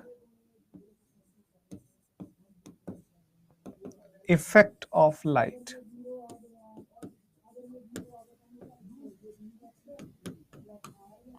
ठीक है जी, photoelectric effect of light. So let us now understand the different kinds of phenomena. Let us see how many of them are explained in the slides. If not, then we will explain it by ourselves. So what is exactly the light? By the way, this light is something which helps us to see, our surroundings. But if suppose if I am not able to see anything, suppose if I am a blind person, then how would you explain light to me? So for me, if I'm unable to see, right, that light is something, light is something that is a kind of energy which propagates as an electromagnetic wave, and the energy of that electromagnetic waves is confined in the form of small packets called photon. Duality explains what?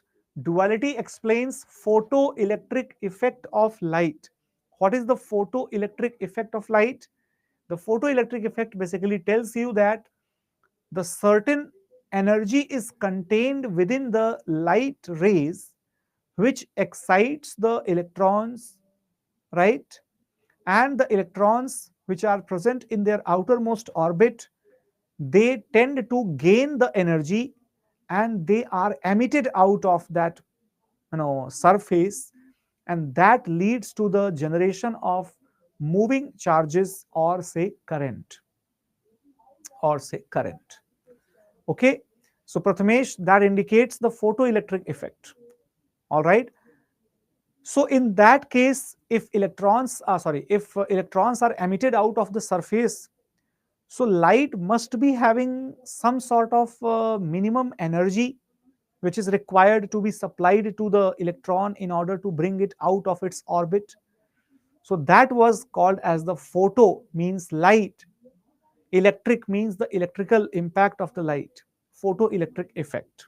Okay, this is explained by the wave particle duality.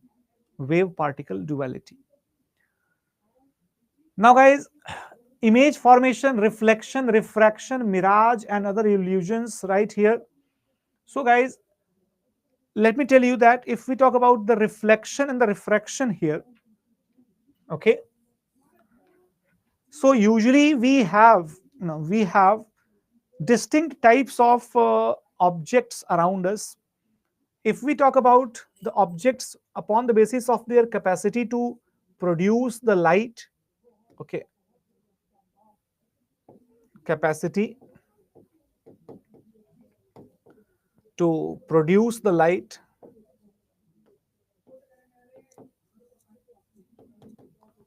okay guys, so the objects which can produce the light by themselves, by their own, they are called as the luminous bodies or luminous objects. Example, the sun, the electrical lights, etc. And the non-luminous bodies are those which can't produce any kind of light, any kind of light waves by themselves without any external effort, right? For example, the moon and the earth and other planets, they are all non-luminous bodies. They don't have their own energy, their own glow, their own shine. Okay, got it everyone? That is the non-luminous. Then guys, the sources of light, basically they produce the light, but the light is actually either passed through or it is stopped or it is slightly passed. So on the basis of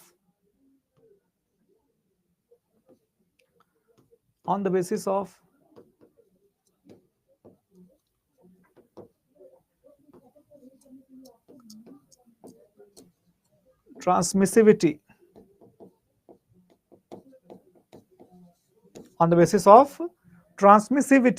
okay, transmissivity. Yes, Prathamesh, fire is a luminous body. Okay, fire has its own light. Got it.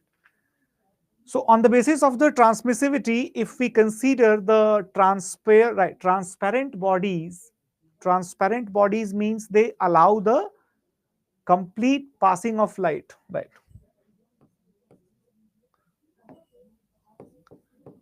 The light passes through. Light passes through. Okay, completely passes through it completely. Example glass. Example glass. Then guys, the translucent bodies. Translucent means what? The light crosses through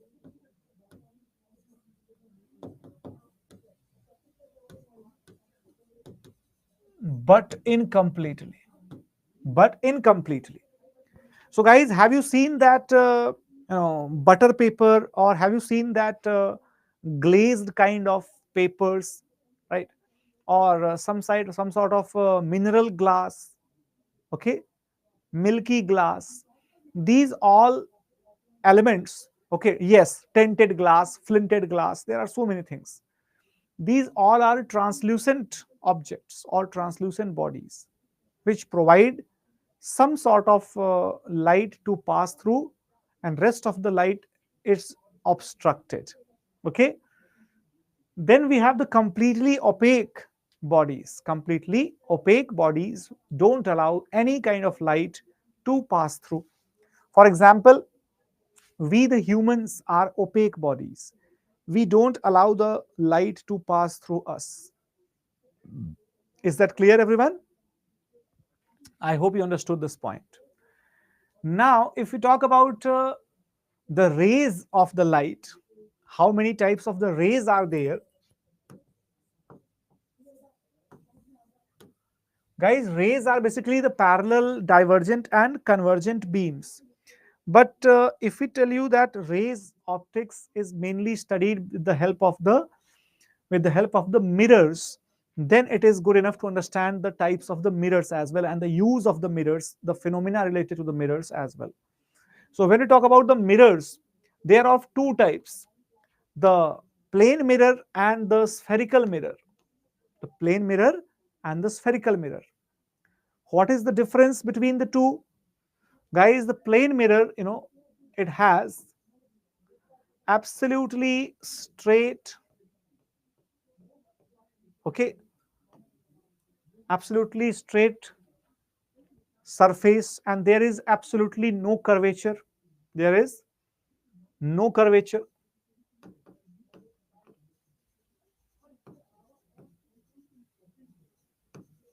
No curvature. Which means that if we talk about the center of curvature, we talk about the center of curvature, or talk about the focus point. Guys, let me tell you that the center of curvature of this particular straight glass is at infinity. Is at infinity. How can you say that? How can you say that?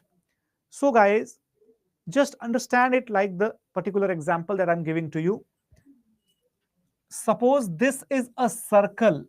This is a circle, and if you cut this particular circle on the 2 points A and B, cut this particular spherical glass on the 2 points A and B, what will you get from that? And condition is that this particular glass is painted from inside. It is painted from inside means you cannot have any reflections inside, or you cannot have any kind of transpassing of the light. So my dear, we will get what? We will get this kind of mirror, where the light is passing here and reflecting back. Okay, passing and reflecting back. This is a different kind of This is a kind of spherical mirror. Now imagine that if you consider any one part, say for example this part.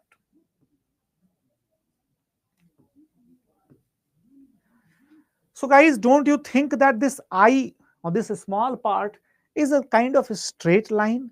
Is a kind of straight line.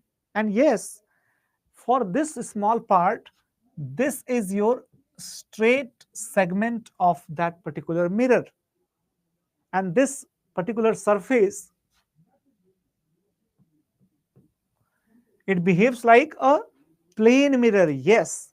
So my dear, if this is the size of the sphere and we are getting the plane mirror of very tiny size, very tiny size, it means that if we are having a plane mirror of the sufficient dimension, which means that this is the part of a very big circle, very big spherical mirror, and therefore it is very big. Since it is very big, therefore the center of curvature, that would be situated at the infinity. So guys, did you all understand the concept behind why is the center of curvature of a plane mirror situated at infinity? Because the plane mirror is the part of, or imaginary part of that particular huge spherical mirror, which has the diameter of infinity. Prathamesh says that, but if a section is cut, isn't it will have the slide curve? Yes, of course, it will have slide curve. But my dear, you all know that. Suppose, let me explain it to you with the help of better examples.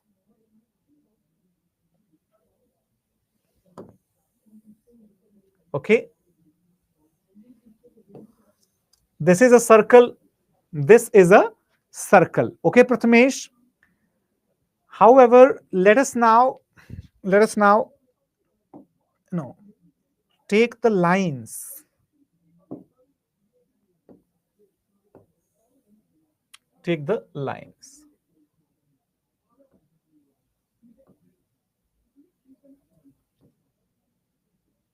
Okay. So this is a straight line. All right. Now let us take another line. Let us take another line.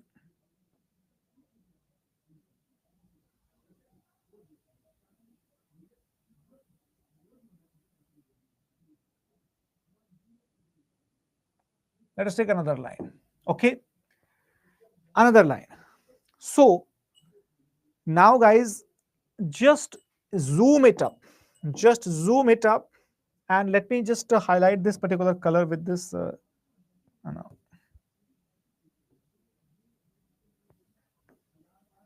Let me just not use any kind of color, just zooming it for your reference so that you can understand it very well.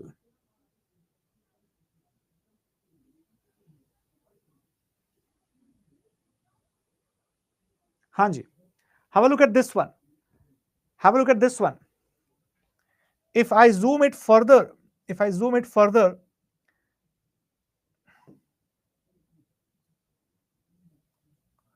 okay, now tell me, what is this? Isn't it a very straight, very straight kind of mirror compared to the bigger sections, Prathamesh? And suppose if I draw another line, even closer, okay, another line even closer, so this particular section becomes even more straight. So let us take this blue section. Or say this crossroad. Let us take this particular section where the thickness is actually very straight. So my dear, Now you understand that no.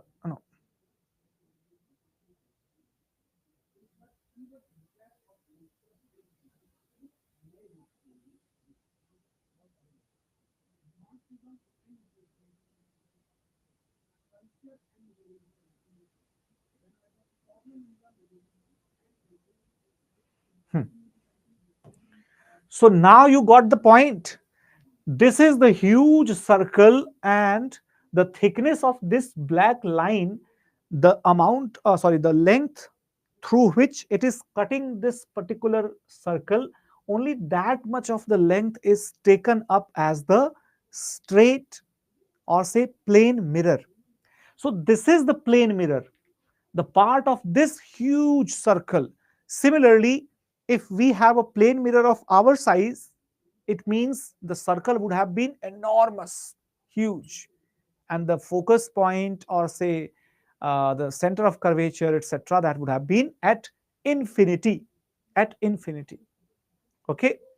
However, if we take the bigger sections, significantly bigger sections, then they behave like the spherical mirrors, the spherical mirrors. Okay, everybody. Now let me give you a diagram related to the spherical mirrors.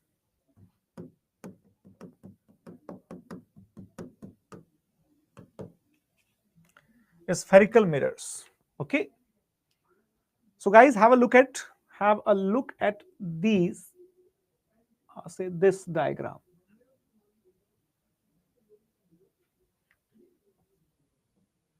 Have a look at this diagram.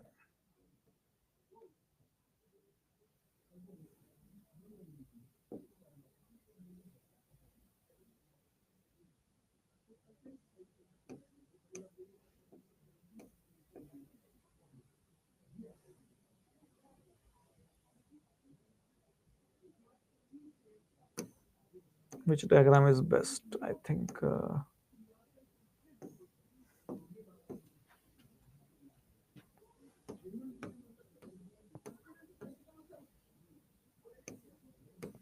Anyways, let us take this diagram as the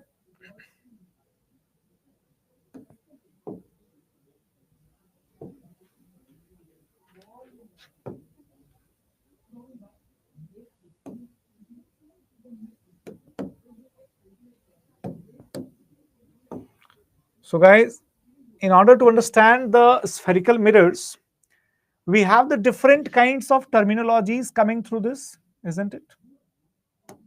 So here are the answers to these different terminologies. So guys, we have this spherical mirror, and we have the aperture of the mirror. Aperture means the bend, the bend. Okay. And here you can see the bend. This is the reflecting side. This is the reflecting side. Okay.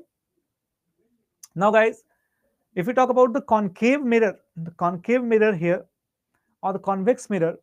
So when we have the convex, it means concave means this way, right? Concave.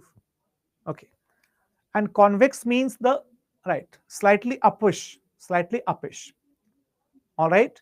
So you can see this is your right concave mirror, where the mirror reflection is bending inward like that. Okay. And this is your convex. Okay. So my dear, if we talk about this particular mirror, this particular mirror, this is the convex mirror. Okay. For the convex mirror, you can see the center of curvature, right? Principal axis that passes through the focus and center of curvature. Okay. Remember that. What is that focal point or focal length? So small f is equal to focal length. The focal length is the distance between the focal point and the pole. And what is the value of the, what is the place of the focal point? The focal point is actually at the mid of the pole to center distance. Pole to center distance, it is divided into half by the focal point. by the focal point. Okay, center of curvature or simply center, and from center to the pole, the distance is called as the radius of curvature. It means if you just take this radius and then use this radius to make a circle, you will get the complete spherical mirror of that complete sphere of that spherical mirror. Okay, now guys, let us talk about the laws of reflection. Laws of reflection. So when we talk about the laws of reflection, so it's very, very simple that in case of a plane mirror, the incident ray, the reflected ray, and the normal, means the perpendicular to the surface of the mirror, that is called as the normal 90 degree. Okay, all of them lie in the same plane, number one, and number two, the incident angle is equal to the angle of reflection. Okay, that is the law of reflection, as simple as that.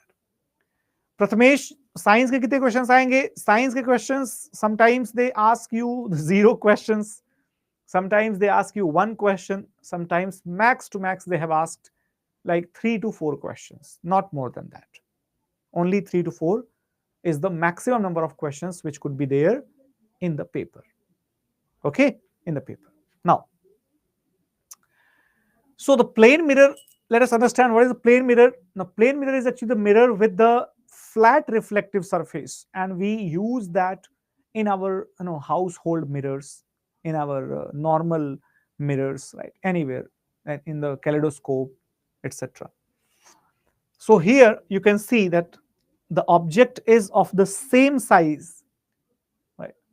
Okay, yes, scoring subject kitne kam questions kyun? Because the other questions also come from the other subjects as well. Like overall from the GS, they ask you just 20 questions, only 20 questions, and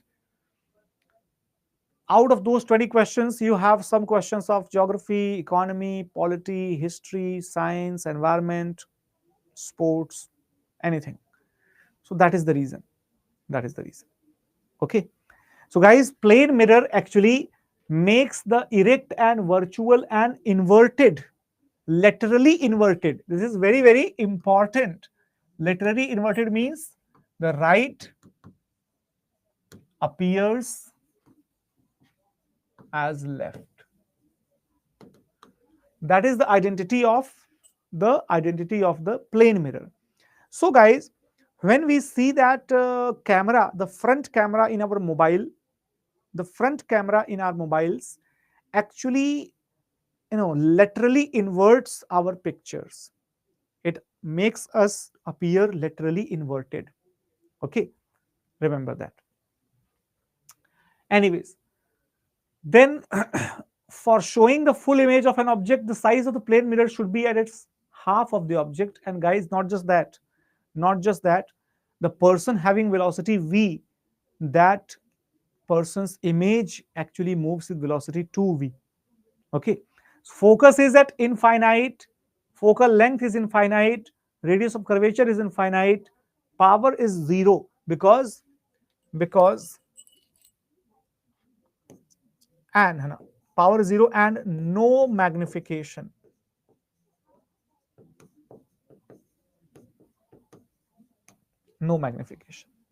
Okay, no magnification. So magnification is basically what? Magnification is actually height of the image and upon height of the object. So if both of them are same, that means magnification is just +1 or equal. +1 indicates equal size of image and object. Image and object. Okay. Then guys, there comes the spherical mirrors. Spherical mirrors, they don't ask you anything else apart from the applications of the spherical mirrors, that where are these mirrors actually used. Okay, where are these mirrors actually used?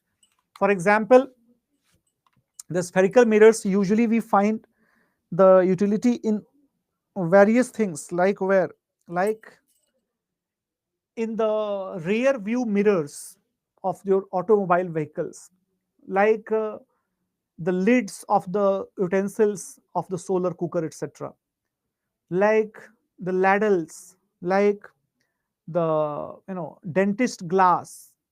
Almost all of these are using the spherical mirrors as the mirror of reflection. So guys, when we talk about the convex mirror, this is basically the reflecting surface is protruding outward, है ना, outward, bending outward. Okay, reflecting surface is bending outward, so that is called as the convex mirror. Convex mirror is basically what? It diverges the light rays. Okay, it diverges the light rays. So this is the surface where the light rays are coming, okay, and they are diverted, and they are diverted. Okay, like this. So that is the convex mirror. Okay, convex mirror. Now, what is the converging mirror, or say convergent mirrors? So guys, if you see this concave mirror, so what happens to the concave mirror? In case of concave mirror, like, let me tell you, the light rays which are coming from infinity, light rays which are coming from infinity, they actually,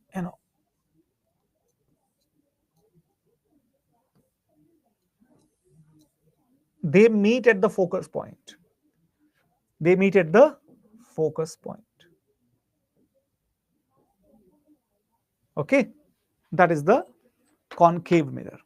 So remember always that concave mirror has the inward reflecting surface and convex mirror has the outward reflecting surface. Okay, the street lamps, they show the light in which fashion? The light is expanding outward, means they are using the convex mirrors. Convex mirrors. Okay, remember that. Then guys, the formation of the image by the convex mirror, these positions are given. However, I will suggest you that these are important. So please try to by heart it. If you cannot understand, try to by heart it. Simple as that, because anywhere between the pole and the mirror, okay, between the pole and the infinity, I'm sorry, the object could be anywhere between the pole and the infinity, anywhere in between. The image will be always between P and F, the P and F behind the mirror, and small. That is the story of convex mirror. Story of convex mirror. The images are always small and virtual and erect. Okay. However, in case of concave mirror, what happens? The concave mirror inwardly, all right, inwardly bent surface is reflecting surface. Here we have the different positions of the object, and the images are at the different positions accordingly. Okay, so you can see that in general, the concave mirror creates real and inverted image, except one condition where it has the image virtual and erect, whereas the convex mirror, it has virtual and erect images in both the conditions. What is the meaning of the virtual and erect, my dear? What is the meaning of virtual and erect? Virtual and erect actually means that, just a second everyone, just a second, there's a call.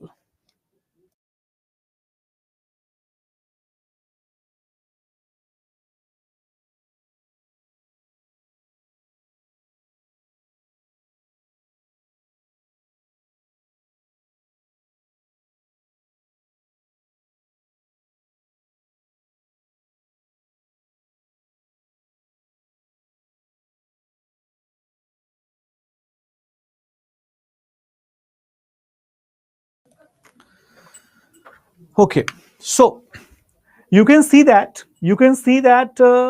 in only in only one case of the concave mirror, you have the position of object between the pole and focus point. Then you have the virtual and erect. So virtual and erect means what?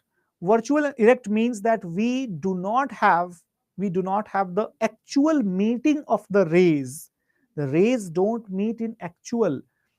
They appear to be meeting. They appear to be meeting. And hence, what happens? Hence, we have the position. We have the position. You can see this one, right? Behind, okay, behind and behind. Because the rays don't meet, but our brain processes that they are meeting somewhere, and therefore we have a kind of virtual image, not real image. Hence we have an exact photocopy.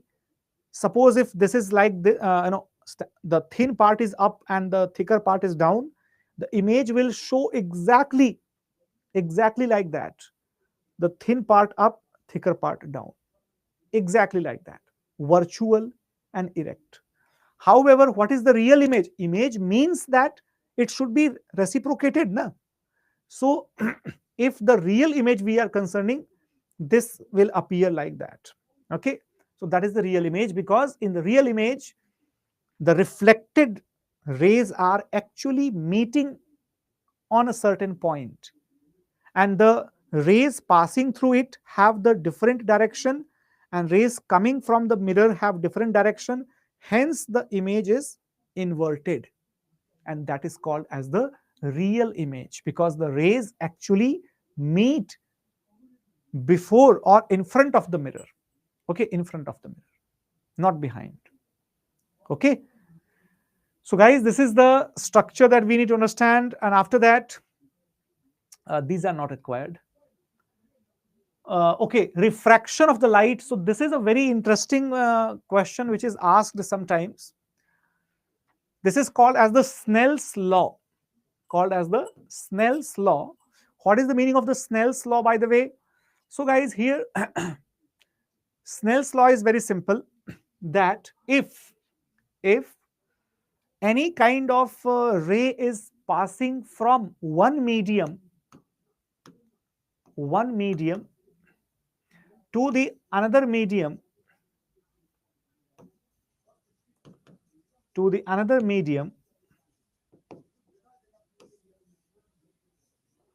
so guys, that one medium to the another medium, that actually leads to the difference in the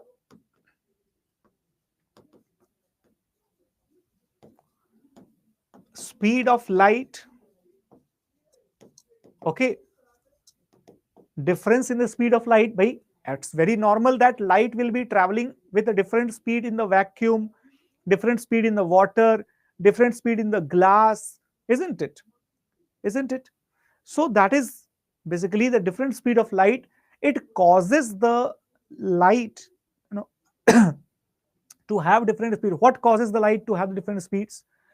The density of the medium causes the light to have the different speeds. Density of the medium. So guys, the two media having the different density create the sense of diverting light. The path is deviated. So sense of deviation of the path, that is the refraction. The sense of deviation of the path of light is called as refraction. Okay, everyone. So my dear, suppose, and now what is the Snell's law, by the way, in this case of refraction? So Snell's law says that suppose if the incident ray, refracted ray, normal, they are all on the same plane, it's very good. However, there is a certain point, a certain value of I. So if angle of incidence is equal to the critical angle, angle of incidence is equal to critical angle, then what will happen? Then the angle of refraction is equal to 90 degree, right? 90 degree to the surface, to the normal.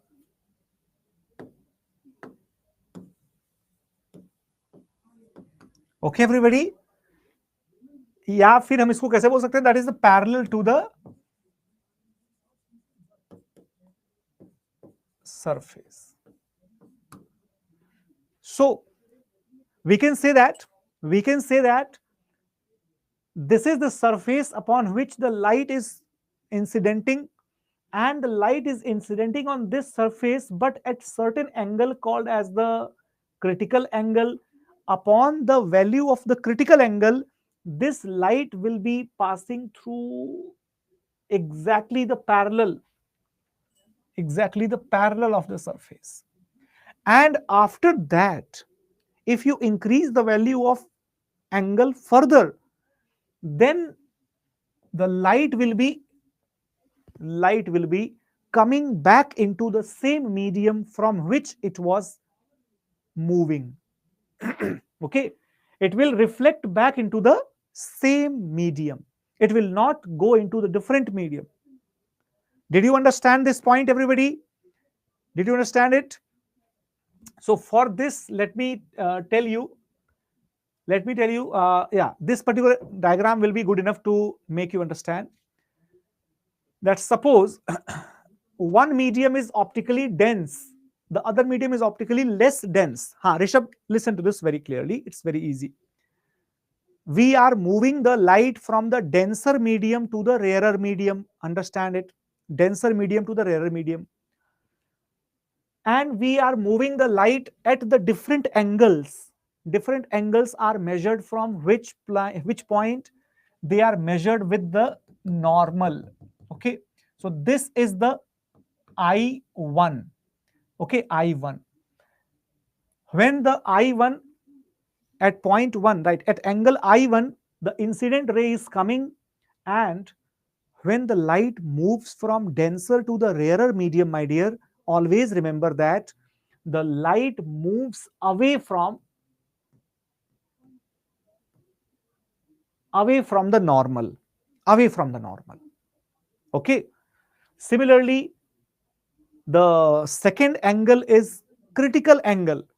So when the light is incident at the critical angle, my dear, then it is moving further away from the normal, and this movement becomes perpendicular to the normal or parallel to the plane of incidence.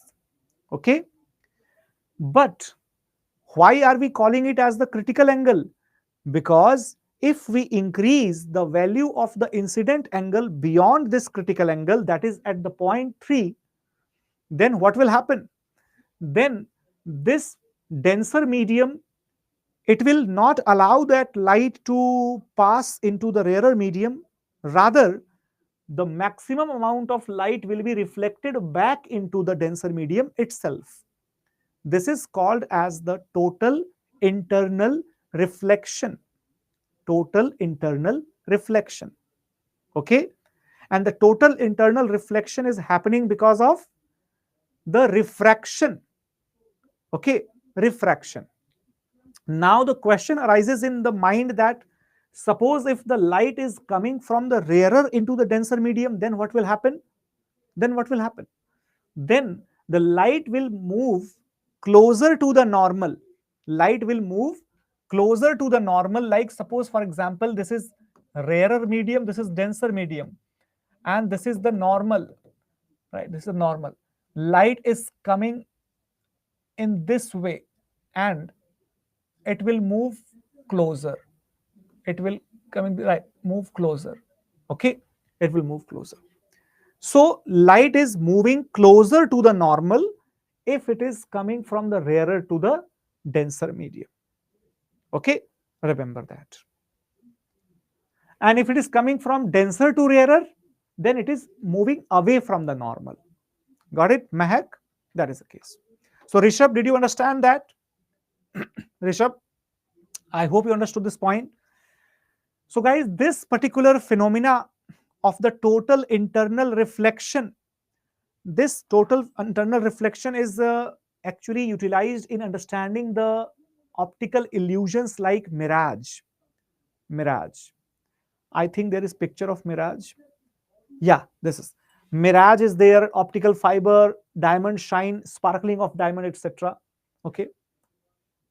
Let me show you this mirage. Image is not here. Mirage.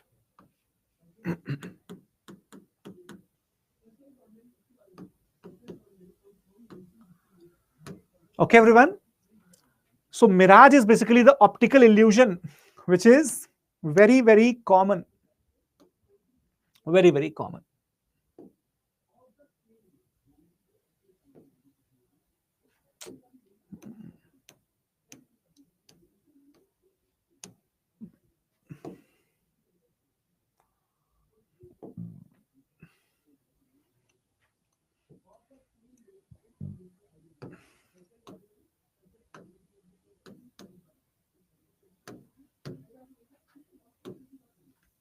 So guys, this is the mirage. This is the mirage that you can actually understand.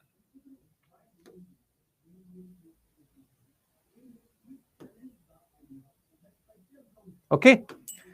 So you can understand it now very clearly. On the top, in the month of summers, in the month of summer, the ground is very hot. The ground is very, very hot, and therefore the air near the ground is very hot and it rises up, which reduces the density of the air closer to the ground, whereas the density of the air which is cool and above the ground at the height, that is much more. So basically, when a man is far away and sees something from the level of the head, he is standing in the denser medium. Okay, but he is seeing that through the distance, and the vision passes through the rarer medium. Okay, so when we see something far away, our vision passes from denser to the rarer medium. Okay, and unfortunately, due to that, what happens? Total internal reflection happens, and we actually witness that as if there is some sort of image on the ground, or some sort of water on the ground, in which we are able to see the reflection of the same tree which is standing in front. Okay, it just appears to us. It is not in the reality, it appears to us. Mayank says that what if a ray travels from the rarer to the denser medium incident at normal? A ray which travels from denser to rarer to denser medium incident at normal, then it will move negative. That means if it incidents here, it will move this way. Right? It will move this way. Okay. It means that it is basically right. It is basically trying to, just a second. So it is actually trying to reduce the distance, or reduce the distance of travel. So the normal is the least distance through which it can travel, So if it comes exactly at the normal, it will just go through the normal itself, right? Go through the normal itself. Okay, that is the case. If any kind of angle is there, then it will be moving closer to the normal. Okay, closer to the normal. All right, closer to the normal. So as it just comes through this way, then it will start moving away. Okay, it will start moving away. So angle of incidence, that should be less than or equal to the angle of normal. Only then it is applicable. Okay, it was a good question, Mayank. Right, only then it is applicable. If it becomes more, so that in that case the direction will be reversed. Now, on railway tracks, we can see mirage. Yeah, railway tracks, highways, in the summers, we often see the mirage.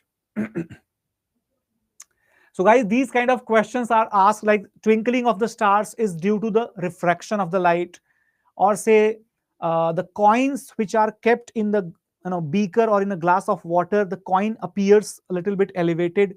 It is again due to the refraction of the light. Okay, so such kind of questions are asked. All right, everyone. So let us call it the ends for today. I think we need to have one extra lecture for physics, and in that one half of the lecture we will be taking for physics, and the next half we will be covering chemistry, and then we will be covering the chemistry in the next lecture as well. So for the bio, we will have 2 lectures left: chemistry 1.5, physics 2.5. Okay. Why so? Because in physics we still have the topics like wave optics. We still have the topics like electromagnetic waves, X-rays, radio waves, microwaves, their applications. These are some probable areas from where the one-day exams actually love to ask the questions. Okay, remember. Exactly, Prathamesh. Exactly. All right, everybody. So let us end the session here, and thank you so much, everybody, for being with us. I hope that the science does not trouble you much in the examination, because there are no chances of having a bigger number of questions. Sir, then how come the incident angle more than the critical angle will travel through the normal for error to denser? Are re, Mayank ji, denser to rarer medium. For denser to rarer medium, we are talking about the phenomena that you are considering here, that is applicable only in case of denser to rarer medium travel, not otherwise. Okay, Mayank ji? Okay, that is the case, right? So in case if you are considering rarer to denser, there is nothing like that, no total internal reflection, nothing like that. Okay. Dispersion of light, Neha Huda ji. Dispersion of light is basically when the light, when the light actually hits a very small kind of prism, basically the water droplets. Then what happens? Then the light is actually fragmented into or dispersed into its constituent colors. That is the dispersion of light. So the tiny droplets of the water, they act like tiny prism, and the light falling at a very certain angle gets into its constituent colors. That is dispersion of light. Whereas there is another phenomena called as the scattering of light. Nehaji, scattering of light is basically when the light hits the dust particles. Then upon the size of the dust particles, it depends whether blue or the red or the orange, which particular wavelength of the light would be amplified, and that creates the sense of blue sky or red sky or orange sky. It all depends upon the size of the dust particles which are reflecting a specific wavelength of the optical light. Okay, so that is your scattering of the light. So scattering is the reason behind the single color of the sky, any particular color, blue, red, green, whatever. Scattering is the reason. And the dispersion is the reason behind the rainbow-like phenomena or multicolored sky, right? So I hope that you all understood the dispersion and the scattering. How are they both different from each other? Human eye is a part of examination.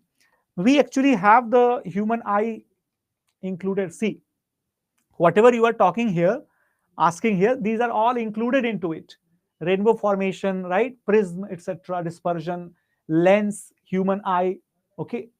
Human eyes diseases and all that. So I told you that not everything would be covered meticulously one by one, but most of the things will be covered as per the requirement of the examination. And if you are covering this class content itself, no need to do anything extra apart from some questions. Okay, nothing else is required. I hope you got the point, Neha ji.